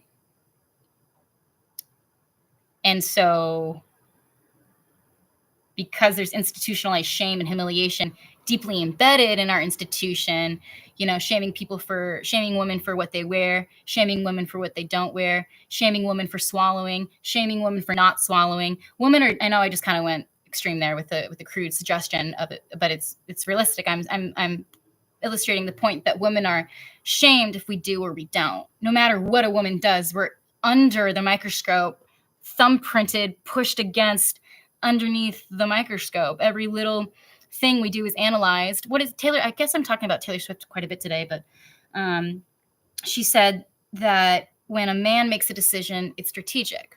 When a woman makes the decision, it's calculated. When a man has a situation, he reacts. When a woman has a situation, she can only overreact. There's a reason patriarchy and misogyny is so deeply embedded in our institution. It's a conditioned form of socialization that has been successful for centuries and centuries and centuries over time and is actually perpetuated by further systems in our world, such as the criminal justice system, the authority, the police. Look at who makes most of the laws. Who makes most of the laws about women's bodies? White old men who don't have a uterus? How does that make any sense? How does that make any sense? And then, I don't want to get too off the tangent here, but I'm okay with men being whatever they want to do. I'm just going to start letting them know that they can't do it to me and that I'm not okay with whatever they're trying to get away with. That's where I'm taking my power back. And I'm working on a new song I was going to show you guys too after I kind of shared the word today with all the Bible verses and whatnot, which I hope you enjoyed. Ha! Okay. Yeah, man.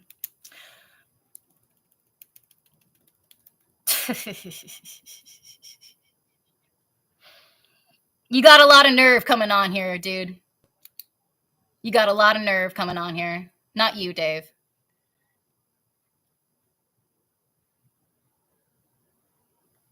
You got a lot of nerve coming on here.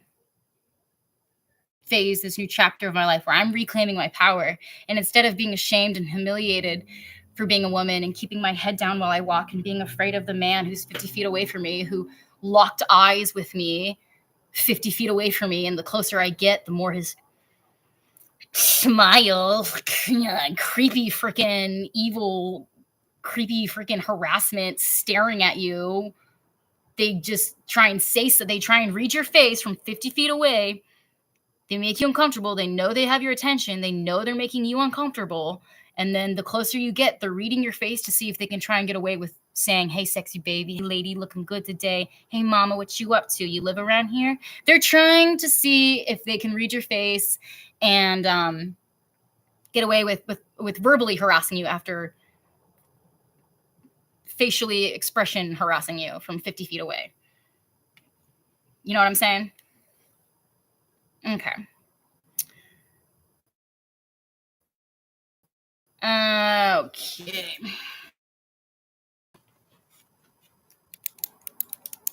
So, let's see here. What was that song? So yeah, y'all know that I like Spanish as another language to express myself. What is that song? Oh, what was it? What was it? It was a YouTube beat. But it would be called, the name of the song is going to be Nice Girl Era.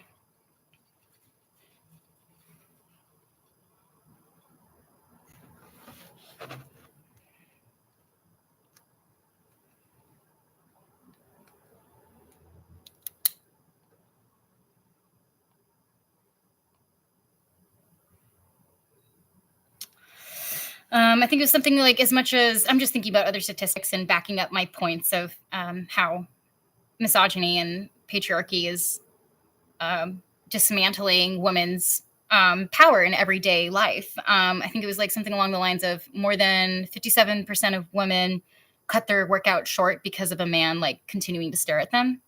I looked up, there will never be a lack of sexual harassment. Obviously there's attraction and lust involved, but what they're attempting to do is exert their control over you. So now that we know that, and now that we see that, and I have the responsibility to educate myself on the matter.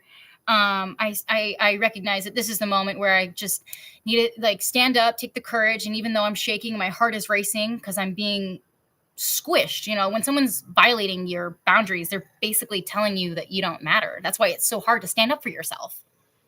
That's why it's so hard to speak up, and your voice is quivering and you feel like it's getting clogged right here, and it's just hard to speak. That's because someone is physically intimidating you to the point where they're trying to silence you and trying to get you off your strongest game. I'm trying to find the beat that I was doing. Was it a YouTube? I think it was a YouTube beat.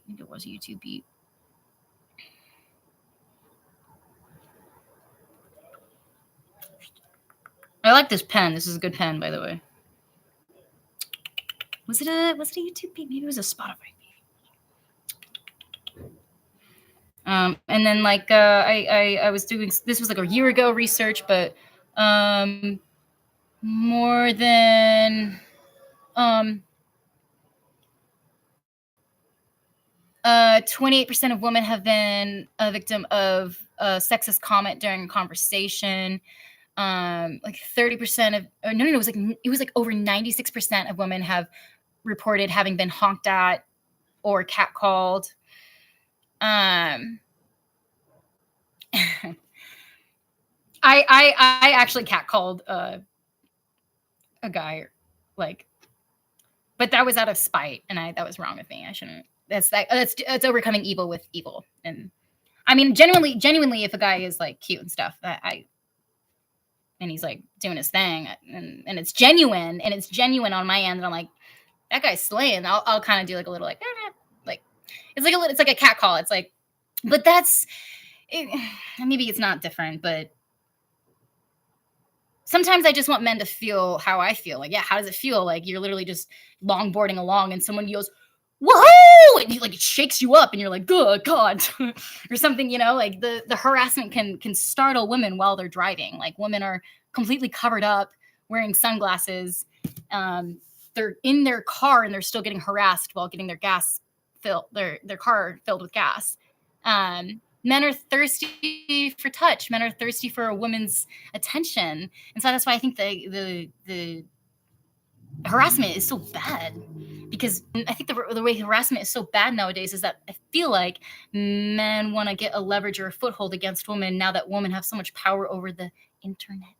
Baby, like, I'm not saying that that's a good way to go. I'm not saying that that's a positive influence in our lives right now about how social media, like women do have the upper hand now because of Instagram and being able to post. We're in this time of an era for women's. Honestly, it's a milestone of where we're at compared to like what the 19th Amendment, where women finally got the right to vote.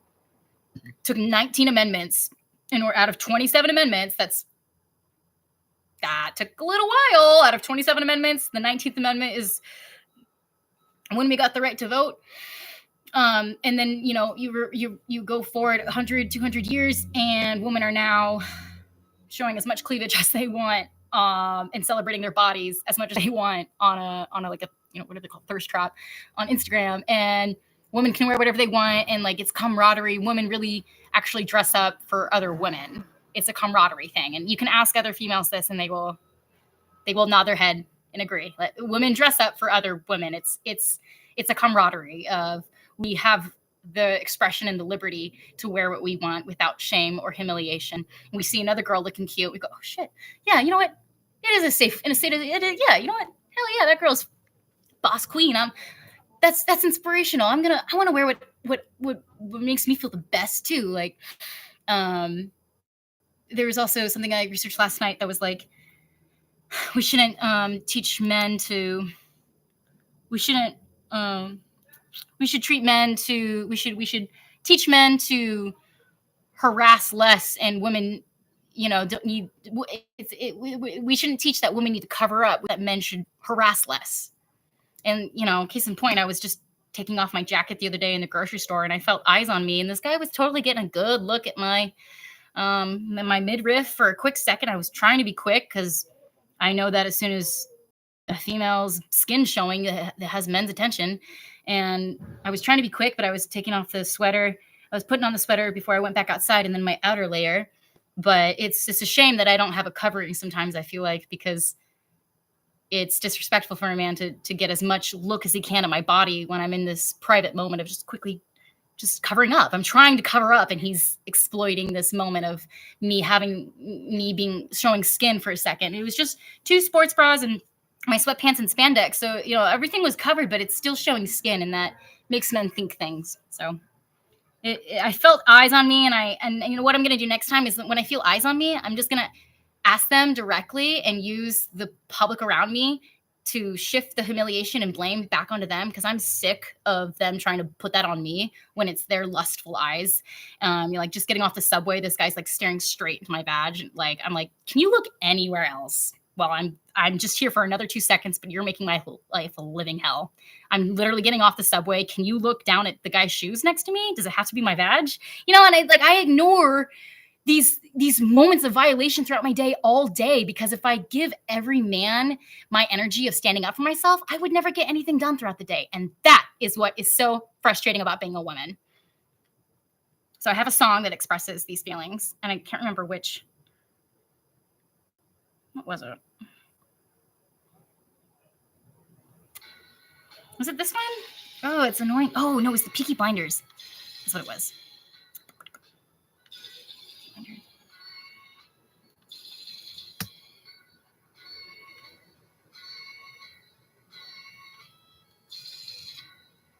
This is also a pretty good vibe beat, too.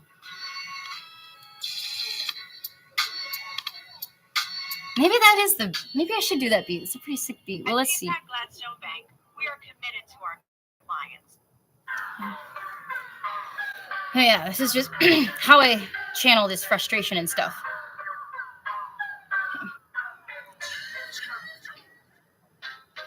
Yeah, this is my time, yeah. I'm gaining that dime. Stepping into my limelight. Yeah, baby, I'm damn right. Yeah, this is my time to shine, yeah. Damn right, La Mujer gonna win. Yeah, we gonna get the win, yeah, every day.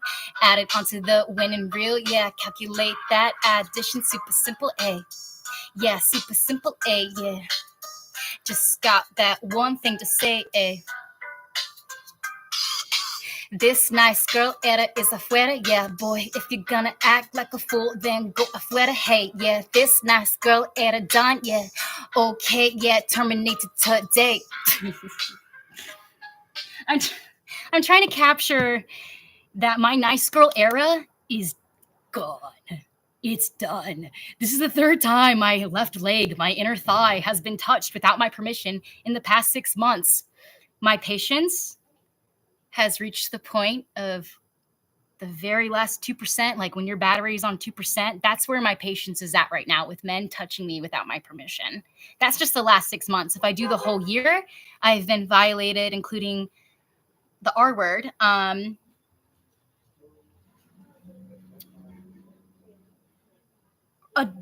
okay, the R word happened in one encounter, but that was a year ago. So if I start from that would be the first sexual violation, and then that guy touched my ass without my permission. Then he tried to blame it on me. Then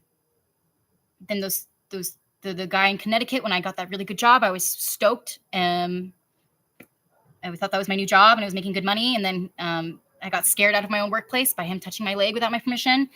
And then so within the last year, it's like half a dozen times and I just don't understand what my body has to do with anything. Like, if men were respecting us, they would just, and that's the thing, men don't listen to what we have to say. When not all men. I'm trying to be very delicate and respectful, and remain some dignity of the fact that there are great guys out there. There are. I know there's plenty happy females with their partners they're very happy. And so I know that but for the most part, I think that women understand that, a lot of men will try and get away with what they try and get away with. And it involves a little touch on the, oh yeah, no, I've had to get rid of, there's, what gets my guilt is that I have to get rid of clothing that I was violated in, because then when I wear that clothing, it reminds me of the person that violated me. I had to get rid of my favorite Vigos pants because the guy touched my leg without my permission. And that's the thing too. I'm gonna talk about this in stand up sometime and make it really funny. But guys always think they can like touch you, like they're like making a point, and they're like, yeah, and like I understand, like there's that, like people like kind of like, you know what I'm saying? Like they kind of do like but when men start to go like here and here, and they're making their point by touching my freaking breasts, like that, you don't need. The teacher never needed to touch my breasts when he was teaching the entire class geography, and he made his points very clear without touching anybody. Isn't that a shock? So men will just try and get away with what they can try and get away with. I'm not here to talk shit on all the men that touch me, but I'm also kind of exposing that if we don't use the public around us to humiliate them, they will continue to do it. And that I've heard from other women, as it was just said on here too, that it does work. If you say, Miss 940 said that it does work. I've done that before. It works. And I've talked about that with my other coworkers. She's also a background actress. She's doing great, actually. The last time I spoke with her, she was on the Drew Barrymore show. I'm super excited for her. But she's older, and she was telling me that she was shocked of how friendly I was with the men at with the other background actors for the show that we were on, the Karamo show. And she was like, "Girl, I heard you talking to him about how you're working out at the gym, and you're proud of how, like, you're like, I heard how much you were revealing to him." And like, she was like, "Girl," like she was like, you, like, she wasn't telling me not to say, and she wasn't telling me to be different, but she was saying he might have gotten the idea that you were more accessible, more open, because you're so talkative and friendly and open about your life. And so what I learned from that experience, getting sexually harassed at work, and he was waiting for me outside the bathroom. And then when I got my paycheck, he was chasing after me and saying, Kimberly, and I was saying, "Get away from me. Don't talk to me. You're making me uncomfortable." He was watching me the entire time, where I was like background acting, and like they cue us when to clap and when to boo and when to go, woo, it's like one of those talk shows, where like people come on and like, revealing the DNA. Is this your father? And so like they cue us when to clap and stuff. And I was getting my paycheck, and he started chasing me out the building. Legitimate harassment. And then he was also in the same train cart of the entire Amtrak train. I go to Penn Station. What are the chances he's sitting across from me? I was getting stalked and harassed. Like, that guy was stalking me. And so what I learned is that men will exploit your openness. And so you have to give them like a little bit of a cold shoulder, so they don't get the wrong idea. Because if you're just friendly, they think that you're flirting. That's what I learned. But there's some cool dudes, man, where you can. Yeah, I've had some really cool interactions with men that never tried anything, and they were cool as hell, man. So you got to find the good ones. So I'm reclaiming my power by anytime I'm going through something, instead of feeling small and cornered, and shamed and humiliated and guilted, I'm going to call them out, and it'll help me reclaim my power of all the other times I was humiliated and shamed for whatever reason, or being stared at in a way that's, not okay. And if it exhausts me, it exhausts me. But at least I will know that at the end of the day, I didn't let anyone get away with mistreating me, disrespecting me. Like, I'm legitimately reclaiming my power, and it's awesome. So that was the song, though. That was the beginning of the song. What'd you think of Nice Girl Era?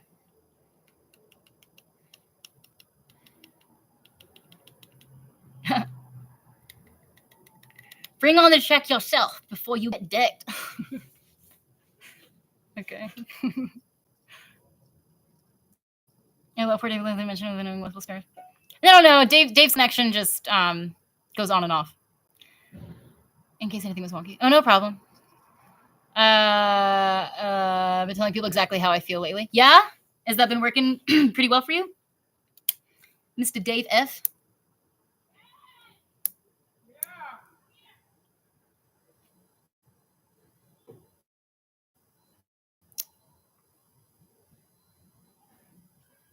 Does it make you feel like you reclaim your power in that moment when you tell them, yeah, exactly how you feel? That's what's up. That's good, man. I'm happy to hear it. I'm serious though. I know I got lots of things to say about men that have really treated me like, scum and pond, but I have also had several interactions with a bunch of cool dudes who were respectful. They treated me like a person. We had a dialogue back and forth. They never tried to touch me. They never said anything about my body. Like, that's when it gets a little sad, is when you're like, wow, you like have a good interaction with the guy and you're like, I didn't get violated or talked about in an inappropriate way at all. And then you're like, wow, that's refreshing. And you're like, there are good guys out there. You just have to keep the faith. And I'm saying that to remind myself too that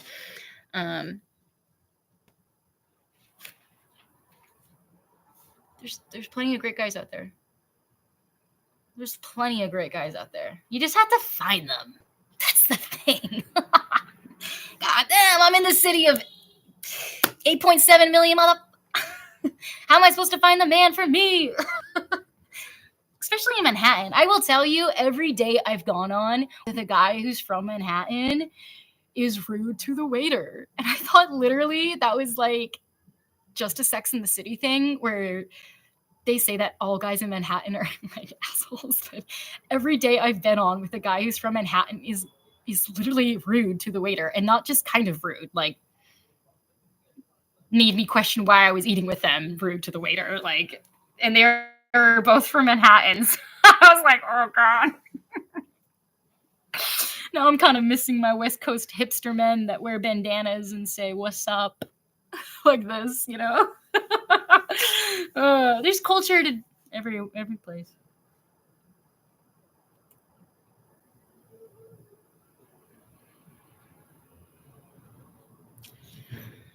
I was fired up today. Real fired up. I get more free time, LOL. Yeah, for sure, dude. You're like clearing out the space for you to enjoy your life and not be burdened by like the issues other people be putting on, you know what I'm saying?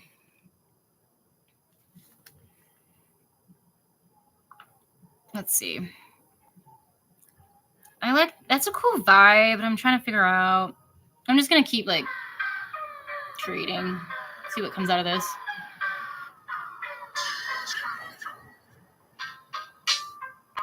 Class is now in session. Class is now in session. Sit down. Class is now in session. Zoom. Zoom. Zoom. Ticka ticka ticka zoom. Ticka ticka ticka ticka zoom. Class is now in session. Yeah, you see, this is my time, yeah. Yeah, you see me walking like I'm the prize, yeah. That's because you know I'm right, yeah. This is my time, yeah, bitch. Call it limelight, yeah. This is my time. Flying at an all-time new height, yeah. This is my time. This is my moment. Yeah, watch me walking this limelight like a slate. This is my time. Yeah, this is the moment of the era of the La Mujer. Yeah, go ahead, we done with that nice girl era.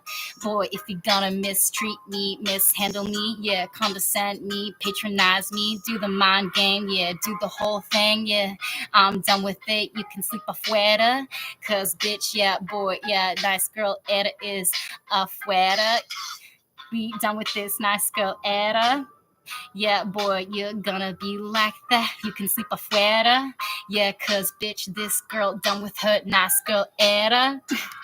I'm trying to think what else rhymes with era, afuera, mujera, la mujera. I kind of like the other beat too. I'm trying to also like think about what I want to say, not be too offensive. I don't want to be too offensive. I'm just trying to get my point across that I'm done with this nice girl era. Because that's the thing, women are conditioned to say, you know, that thank you isn't really in a man's like vocab. Like men aren't like conditioned and like brought up to say thank you. Like you notice the girls a lot more engaging in their manners, and like it's like deemed as like a girl's being rude if she doesn't say thank you. But like men like never really, I mean, they do say thank you, but it's. Have you noticed that, like in the workplace and stuff, between like men? I haven't had a cigarette, replaced it with ganja for a minute. It's cheaper than cigarettes, I guess. Really, it's the opposite for me right now. It's the opposite for me right now.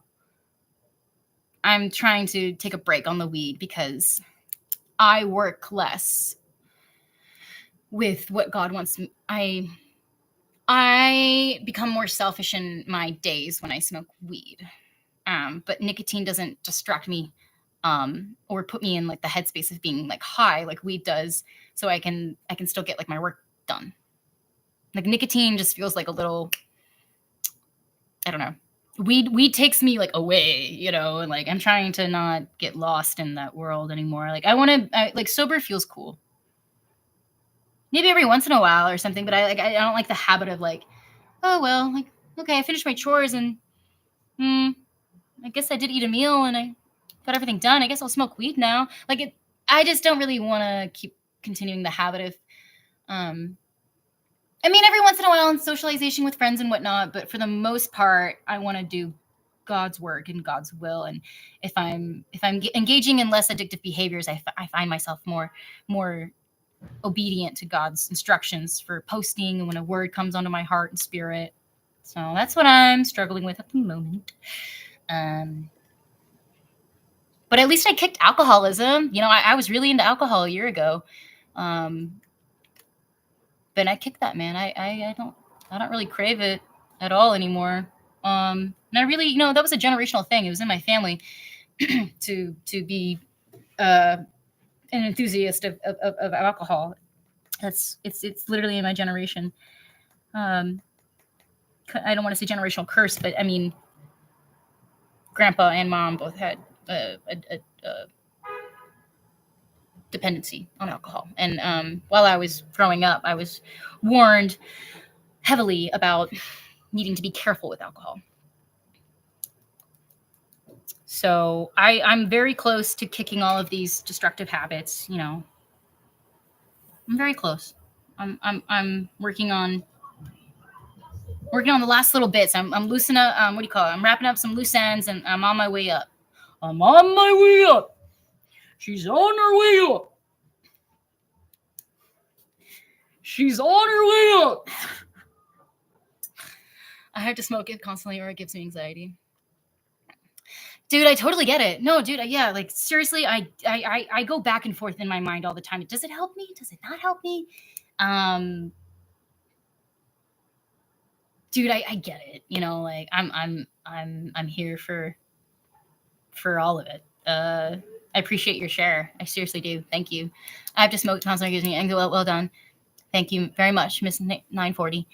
cigarettes and coffees are worse for my consciousness right now. Yeah, I know, man. But there's something about like, did you ever think that just being in New York and being on the sidewalk is a stage? You ever think about that? How like just being in New York on the sidewalk is a stage because of the energy in the city, especially in Harlem or something, man. But what made me think of that is like in the movies and stuff, they're always like on the sidewalk with like a little blue cup and the little lid that has a little spot that goes over, and then they're like smoking a cigarette and they're like socializing, and it's like the thing. It's like the city hang. It's like the city version of the water cooler talk. It's like the little coffee with the blue cup they get from the vendor that's on the sidewalk, and they're having a conversation, and they're like two lads, confiding in each other, or two friends confiding in each other, and it's like kind of socialized in our society to think that it's something that could help us or bring relief.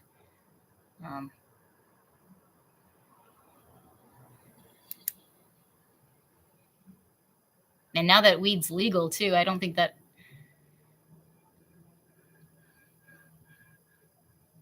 I don't know what to think about the weed thing. And I've heard some Christians say like, well, you just need to be sure about what your intentions are before you smoke it. What are your intentions? And then sometimes, maybe this is a good time we're talking about this, because I have little arguments for myself when I'm smoking is, well, I'm not smoking enough to be not sober. I'm just kind of taking the edge off, and that's the argument I'll make. And so I'll make the argument, well, I'm just taking the edge off, so I'm still vigilant for the roaring lion who's out to seek, kill, and destroy. I'm not in drunkenness. I'm not past the point of being able to be aware and in control of my motor functioning. I'm just enjoying doing laundry at home, and I'm a little bit like stoned. Is that bad? Like, sometimes I like wonder, like, I'm like, it's better than going out and buying a 6-pack like I used to, man.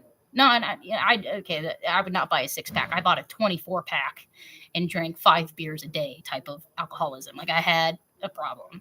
And yeah, the younger 20s, man, I really let it out of my system. But I'm older now, and I've suffered consequences from drinking that heavily on my body, and I'm working to repair the damage that I have already done from drinking that heavily. So I don't give in to drinking anymore, but I'm like, is it okay if I'm just kind of like wanting to listen to like a Pink Floyd soundtrack and it sounds a little bit better when I'm lost in this, like, a little bit of this weed? Like what is the, like, I want to find out other people's opinions.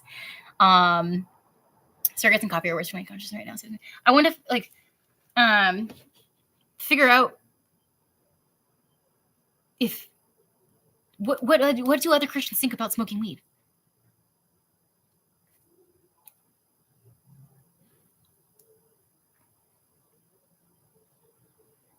It's probably, I'm pretty sure it doesn't say anything in the Bible about not smoking weed, and I know it's a plant. Maybe it's, well, this is where I think, yeah, the Bible says that nothing was ever meant to be smoked. Or I heard from Mark the Messenger, that's what he said, that the enemy and Satan perverts everything, so nothing was ever meant to be smoked. So maybe it is wrong to smoke weed because we're like perverting the inhalation. Like, we're supposed to breathe in and out and just have oxygen and like all that stuff, like going in and out. And then we, throughout this life, the enemy finds ways to pervert everything. That's, pornography is the perverted version of the beautiful gift that God gave us of sex. And it's supposed to be with one person who you share with one flesh for the rest of your life. And it's like a sacred union. But of course, enemy perverts that. And then enemy perverts anything he can. So maybe that is why it's wrong. Or maybe that's why God doesn't want us to give into weed, because it's kind of like coming into alignment in a sense with the enemy if we smoke it. But we're going to have coping mechanisms. We're going to have flaws. We're not going to be perfect. I just want to know what other people think about weed and smoking it and following Christ. Is it a sin? Does it take us farther away from God? Are we more likely? Because sometimes I feel like I smoke and I'm still in a space where I'm able to talk to God. It doesn't really like I'm not that stoned where I can't like still come and share my thoughts with God. I'm just like a little bit more in an loosier, goosier space. I'm like, and I feel like weed helps to bring attention and acknowledgement into other, like all my body. And I start to like do more yoga and stretching. When I smoke weed, it brings awareness into my body. That is the one positive benefit I've noticed about smoking weed. It brings awareness into my body. So I'm more likely to do stretching, more likely to do yoga.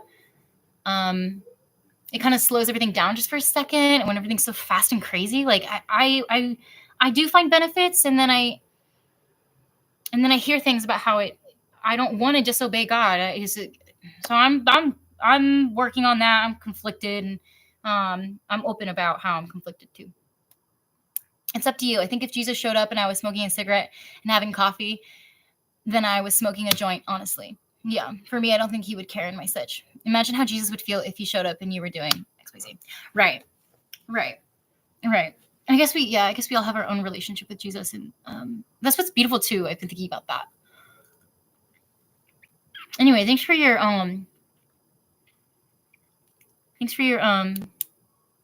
comment, Dave. I seriously appreciate that. How did you do a line? Oh, that's how you do it. Okay, that's nifty, bro. I like that. I know though that when I quit weed like 100%, that was the first time I got into comedy, which was a blessing and cool. I actually quit weed for the first time because I was going to be a medical coder, and they needed to take a urine sample before I got hired because they do drug tests before you get hired. And so I had to quit weed 30 days prior.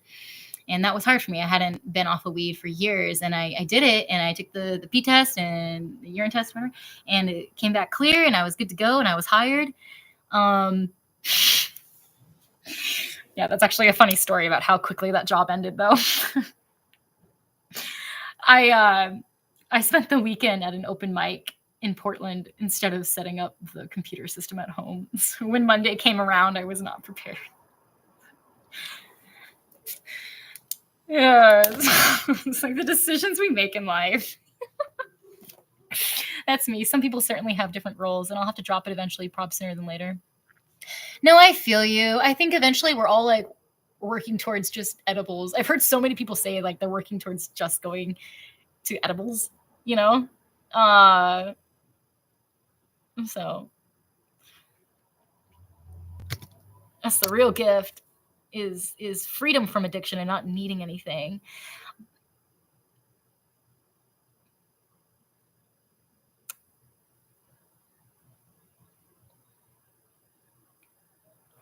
They give it to like people with Parkinson's and like dementia and like people who have like stage 4, like in this like stage 4 cancer like treatment. Like there's like medicinal benefits to weed. Like it does help relax. It does help the body with pain. I believe I feel positive differences with that, but then I think it's just to find balance with like, where do you go to release certain frustrations in your life, or how do you plan on channeling your energy in this state of mind that you're allowing yourself to go into. The Bible says don't be, it's foolish to be caught with the spirit of drunkenness type of thing. And I actually really don't I don't like that feeling of drinking too much. It's like you're poisoning yourself and you feel awful the next day. So I know I had my fun in my younger 20s, but I don't really enjoy, because I'm tiny. I'm 5'4" and like 130 or something like that. So the alcohol really hits me just 1 or 2 drinks, and I feel like I'm on the floor. Like I don't really enjoy alcohol, but that's why like weed just kind of like relaxes me, and like I can just do art and listen to music, and like I guess I'll talk about it with God and come to Him about it. But whatever we're going through in life, the point of this live, I know it went on for almost 3 hours, which is awesome, is that whatever you're going through, you're only getting stronger from it, and it might take some time to go by, and in order for you to look back at where you are right now to see that you're absolutely gaining strength but you are, because you're not giving up and it hasn't killed you yet. So you're continuing to move forward. Yeah, dude, you're a champion. You are a daughter of God or a son of God, and he's got you, boo. You keep going. You keep going, boo. I feel the difference between the stuff grown out west for profit as opposed to someone back east who doesn't care and stoked to watch it grow. Oh, that's interesting. Really? Wow. That's fascinating. I feel like I understand what you're saying. Like you can like tell the difference between. Dude, I feel like I get what you're saying. Yeah, I feel the difference between the stuff grown out west for profit as opposed to someone who back east who doesn't care and stoked to watch it grow.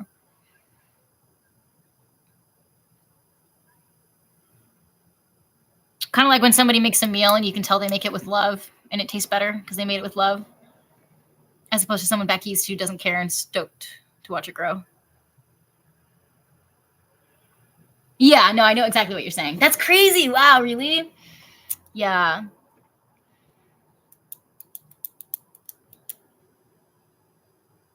You know, I think addiction is different for everybody.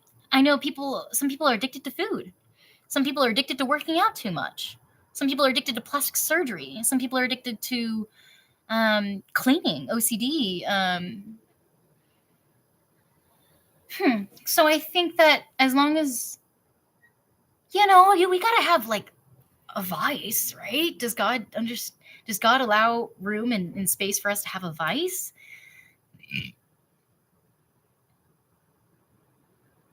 Because we're human, like we can't be perfect all the time. Like,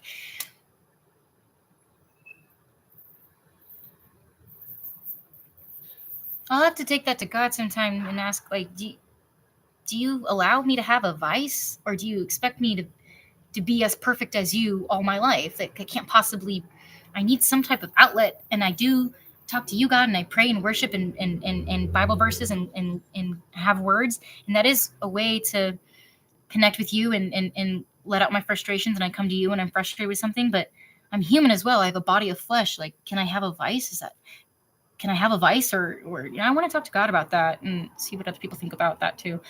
Yep, 100. When I was 18, I had to quit it like a real drug, or I had never gone out of my hometown.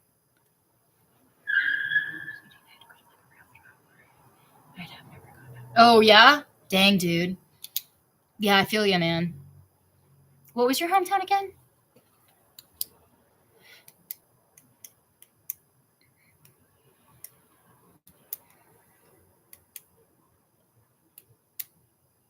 Jersey? No, I don't know. Can't remember.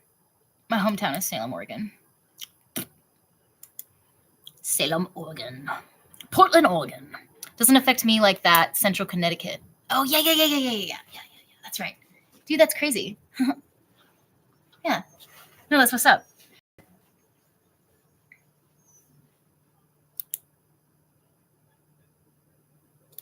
No, that's what's up, dude. I'm just thinking about that job I had in Connecticut. It was in Stamford. So I might apply for an episode. They keep asking if they keep sending me a request because I'm signed by an agency, so they'll send me a request to apply for an episode if I want to be a part of an episode and make money and work. But I've just been a little apprehensive since I got to work there, since I got physically violated when I was just working there. But they're so cool there, man. Like they have my back. Like, they were very upset to hear that I went through what I went through, and they took it very seriously. Can't see me. And I would be happy to give that another go, because I loved everything else about that job so much. It's fun being a background actor. It's so much fun, bruh. Acting is so much fun. Good. I love it. I can't wait to keep going with that dream and never give up on my dreams. Background acting is like, it's like, that's fun, but I can't wait for like a role, like a juicy role with lines and blocking that I memorize. And can't wait. I really, really love performance arts, film, cinema, the cinematic experience. I have a lot of respect for actors in general. And I've studied it a fair bit, and I fell in love with the process of what it is to act. And I'm just kind of just sharing real quick about my passions. That acting is literally embracing the present moment like nothing else in your entire life. Like when you're acting, you're literally making the most out of the moment in that character, in that situation that you're illustrating to the audience, or to the audience. You have no other choice but to be in the moment when you're an actor. You have no other choice to but be in the moment, or else they're gonna tell it's bad acting and you're not really there with the character. You're not really there in the moment. And that's what I love about it. It's the challenge, man. Ugh.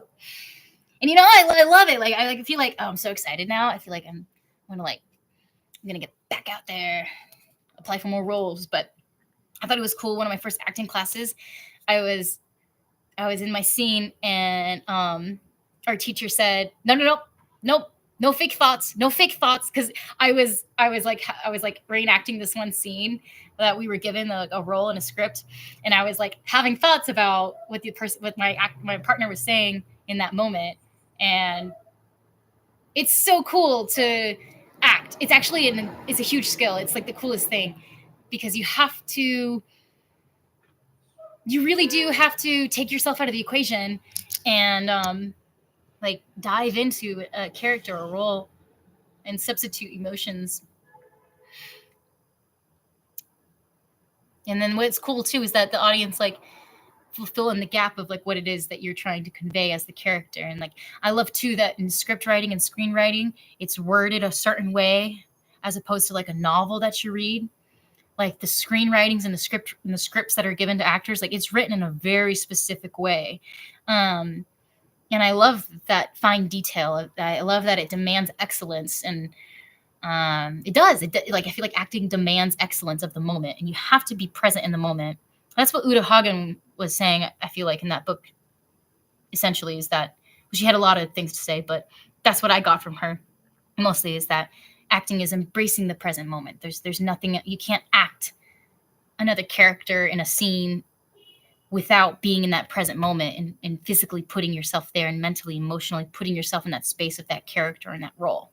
You can't get away with it. And if you do try and do that, it's gonna be obvious it's bad acting. And that's what teaches you. And that's why I think acting is the performance art and theater in general is the coolest thing, man. Because it gives you feedback instantly. And people have reviews like Rotten Tomato, and then you can make you get reviews of how much it made at the box office, and you can see the success, or you can see that it was a total flop. I like how it's I think I like how it's measured, and I like the process. I have a lot of respect for lifetime actors that they spent their entire life, and they've made so many wonderful films. And they played so many different characters, like Leo DiCaprio, Emma Stone. Huge fan of Emma Stone. Obviously Leo DiCaprio. I think of him as the actor. You know what I'm saying? Obviously Johnny Depp. I love Christopher Walken.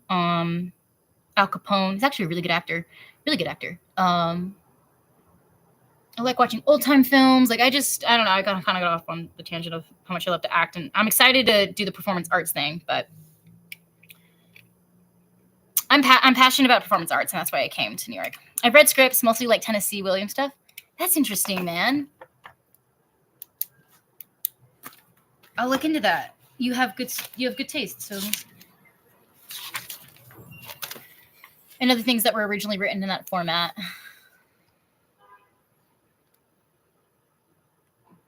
Oh, my friend Gillette lives in Salem with 4 kids and lots of energy. You probably met her at some point. She is a redhead. Gillette. That's a unique name. Maybe I did meet her, man. Maybe we went to the Boys and Girls Club together or something. That's awesome, Dave. I love that. You have a friend who lives in Salem, Oregon? That's what's up, dude. I appreciate your share, man. Yeah, I would say she's got to have lots of energy for 4 kids. Mm-hmm. Sounds about right. Tennessee Williams. Why does that sound familiar? Like this audition I had the other day. Well, a month ago or so. I was auditioning for the role of a non-binary person. So, the way the script is written is like so detailed and written in very exact way.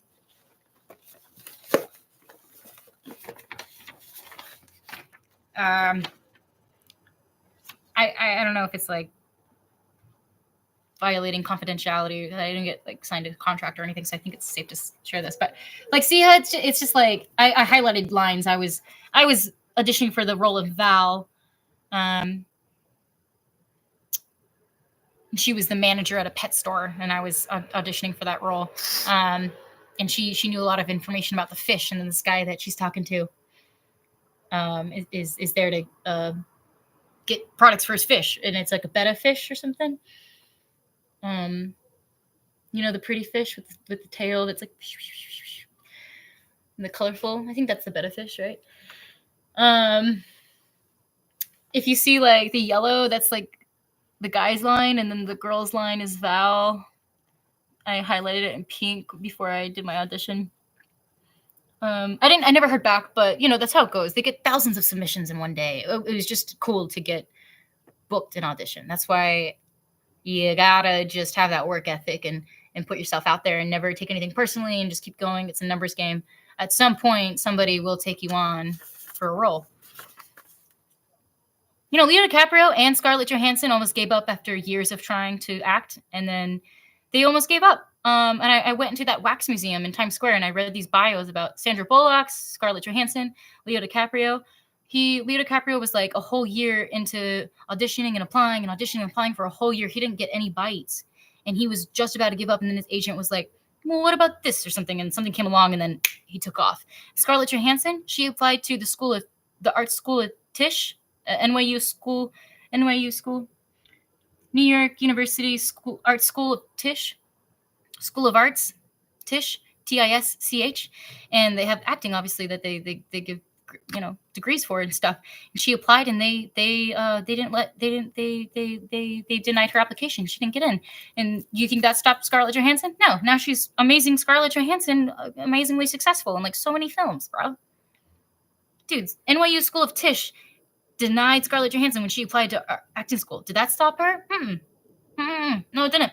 Sandra Bullock, she is the highest paid actress, I'm pretty sure, of all time. I'm pretty sure that's what I read. Well, maybe not of all time, but at least our most recent era. But she's one of the most high paid actresses of our time. And her bio was really interesting. I can't remember exactly everything I read, but I snuck into that wax museum that day. I finished work and I was in Times Square, and I just snuck into that wax museum. Bro, I was like, I got like in the VIP section. I was like taking pictures with like those wax models and stuff. It was cool. But the point is like a lot of people don't get that early break right away. Everyone works for their success. And that's why it's crazy to me that people who are successful and like doing well get hated on.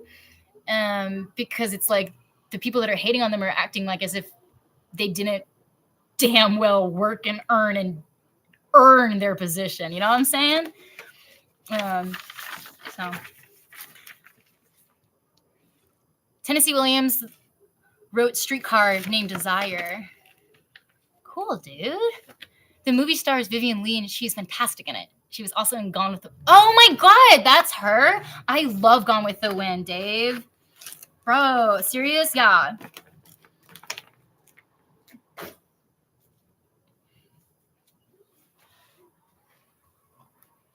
That's her name? Really? She looks like a Vivian Lee. Gosh, she is such a dream in that movie.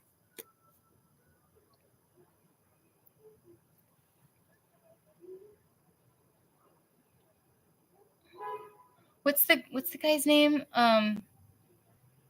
In Gone with the Wind. Ashley. The guy's name is Ashley, right? That she likes. Yeah. And then there's the butler who wants her, but she wants Ashley, right? Yeah. I really like old films, and I especially love any film with Marilyn Monroe, and like Gentlemen Prefer Blondes, like that film that she's in. Any the old movies from like the 60s. I can't get enough of that, and like that time.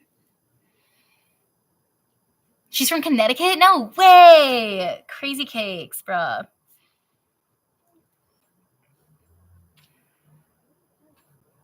Red Streetcar Named Desire. Oh, that's an author. I see. Cool, man. Learning some new stuff.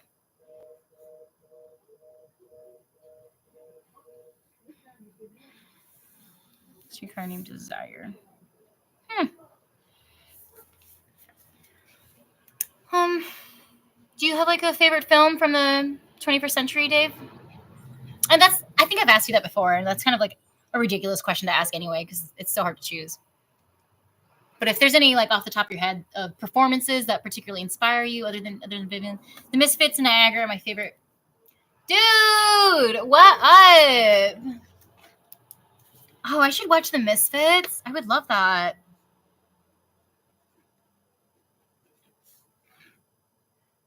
Gillette is from Connecticut. Oh shit, gotcha. Oh, gotcha. That's a cool, unique name. I like that. Yeah.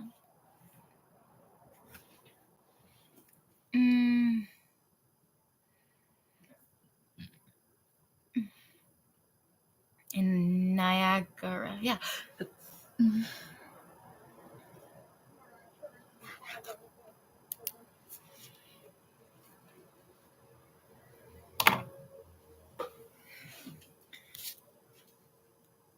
I kind of feel the song coming together in my mind as I'm like letting it sit. But you know, when you come up with like raps in your head and stuff. You know how you like work on like a lyric and stuff in your head.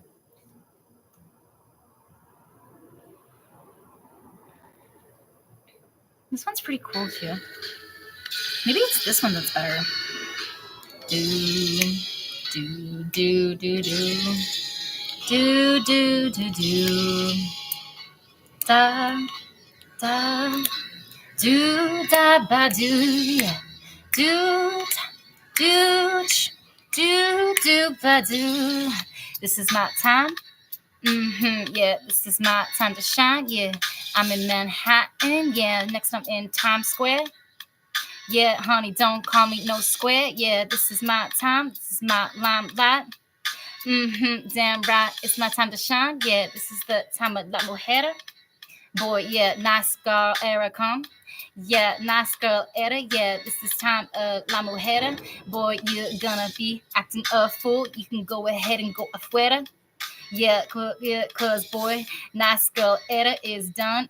Key, yeah, it's terminated today. Okay, let me hear you say, hey, yeah, this is the time of La Mujer. Okay, yeah, we figured out a way. Yeah, it's called Mister. You can go ahead and go afuera. Okay, if you're gonna mishandle, mistreat, apprehend, patronize me, yeah, nice try, boy. You sure got tactics that ain't discreet. Go ahead, meet me at the deli. La Mujer.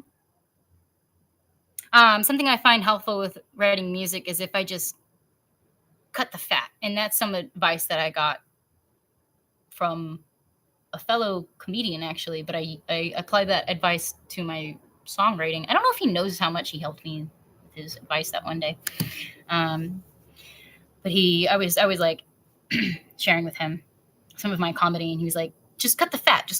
And I realized that actually taking that approach to like writing lyrics is super helpful.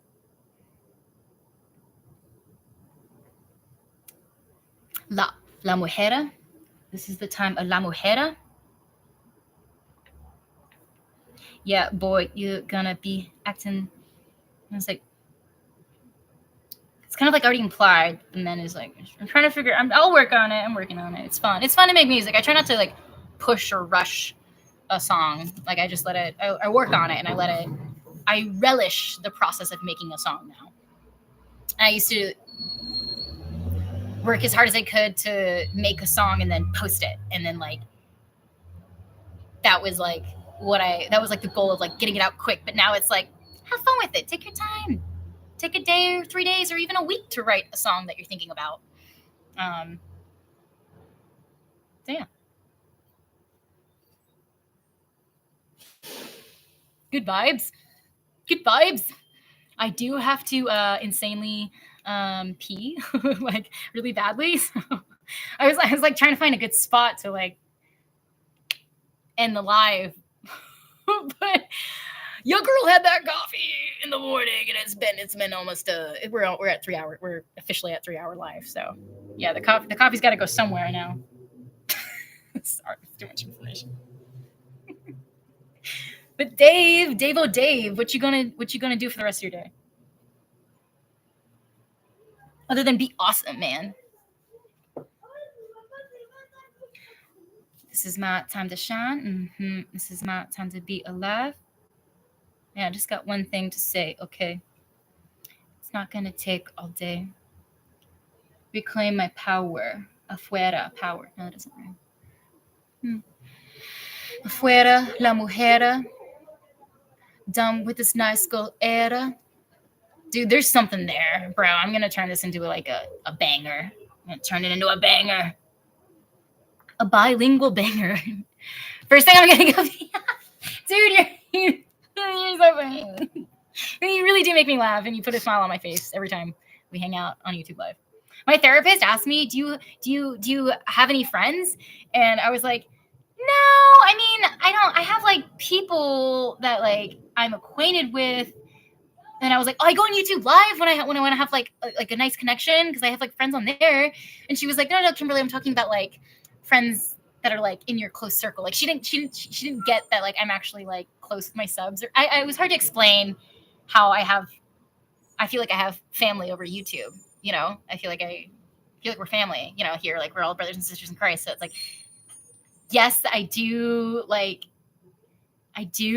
And then I was like trying to explain to her that like I do go on YouTube Live for like connections and like that socialization. Because she's trying to ask like, do you ever like socialize? And I was like, that's what I do to socialize, like YouTube Live and like whatnot. But I'm very careful about who I call friends nowadays. You have to. You know, I recommend that to everybody. We're in time now where we have to pray for discernment.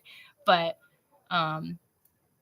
you know, people earn a way into your life, and then after a while they deserve the title of a friend after they've earned their way into your life and shown you that they can respect your boundaries, respect you in every single way, and that they're actually there to support you. So I let people show me who they are over time, and then after a while I decide based off of their actions if they deserve the title of friend. I used to just anyone coming to my life, this is my friend. It's like, nah, motherfucker, that's an acquaintance. You know what I'm saying? But Dave, yeah, you're definitely a friend, dude. Okay. Okay. Like you're like, I feel like we're honestly like YouTube bond. Like we have like this bond where we just like hang out over YouTube Live, and I feel like we communicate better than like most other people that I try and talk to. So I appreciate that. Just saying. You know what I mean? You know what I mean? I'm waiting for this vintage camp to show up so I can sell some other ones for work. Oh yeah? That's what's up, dude.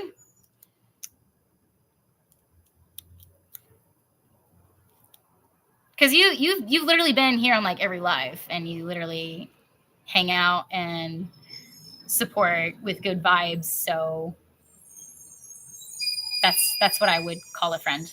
After and I think we have like synchronicities or whatever. Like as soon as you started watching, and then in the spring, and then I don't meet other people that are like understand longboarding like at all. And you used to run the company, so like you get it. And like that was like one of the first comments that you had that made me laugh and made me feel really understood was that you commented on one of my videos like back in the spring when you first got on my channel. It was like you make me want to go bomb hills, because I was talking about bombing hills while making the realization that my grandma was telling me that I have an anointing, and I was like, me anointing, and like meanwhile I'm out in the Salem country roads just bombing hills, like screaming my head off, having a blast, and then I come back and my grandma's like, the anointing. And you commented on a video, you're like, you did a laughy face emoji, and you're like, man, you make me want to bomb hills. I used to, and you shared with me the Philadelphia company. So I do, I feel like we have some things in common, you know, and I appreciate the way you communicate, and your sense of humor too is dope. Yeah, like you just said, we have some stuff in common. I feel like we're on the same page. Yeah, exactly. Yeah, cool. I'm so glad that, yeah. Totes, man. You get it. You get it, bruh. Get it, bruh. But yeah, vintage lamp. That sounds so cool. Makes me think about like Aladdin. Yeah, man. Let me know how that goes. That sounds cool. I feel like what I would love to do is like get like a studio and then start a podcast and then like just bring people on and have wonderful conversations and stuff. Yeah, you and the reels fasha. LOL. Reels with a Z. Exactly. I'm gonna do that. Yeah, bro. Yeah, bro. There we go. Yeah, bro. There we go. Yeah, man. You never know. Maybe like my knee will be better sooner than I expected, because God's amazing and He provides miracles all the time, and maybe I can get back on the board. You know, jump back on the horse.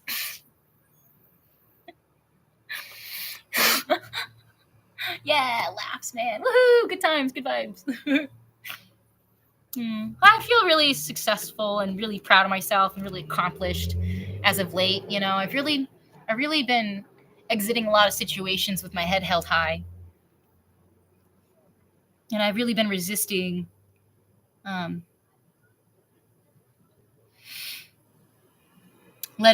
really been resisting letting others dimming my light.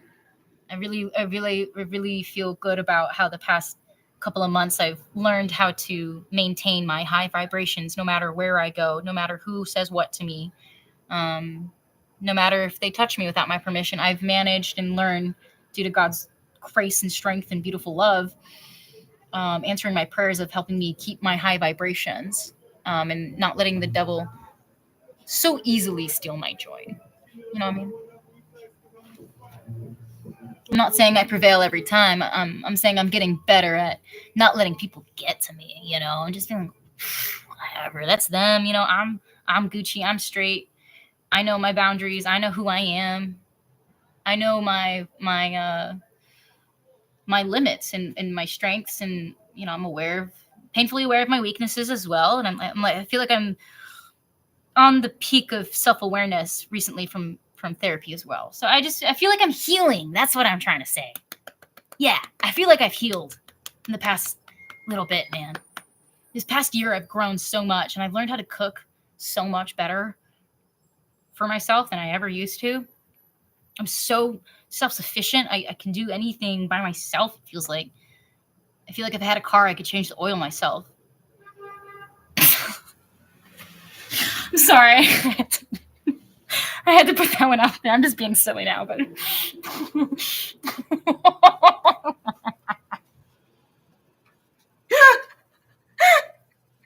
okay, I think I'm hilarious. Okay, it's a good day. It's a good day. But as always, Dave, it's been a pleasure, man. All we have to do is find a good hill, amen, and stand there and try not to bail, regardless of the physical. Exactly. Couldn't have said it any better myself. Snap a doodle. Boop, boop. Oh my god! Thanks for the good vibes, the good hangs as always, Mr. Dave F. Catch you another time. Good luck with the lamp, man. You got this. I should check out eBay sometime. Like, I bet they have like old Victorian era clothing. That's what I would be interested in. Like petticoats. I love Victorian era fashion.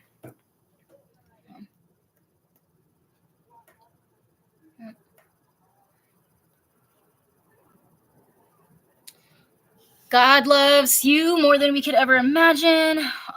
Thanks for sharing your input, your opinion, and your time. I appreciate that very much. And you know what comes next? Stay safe. Stay blessed. Stay chosen. Peace.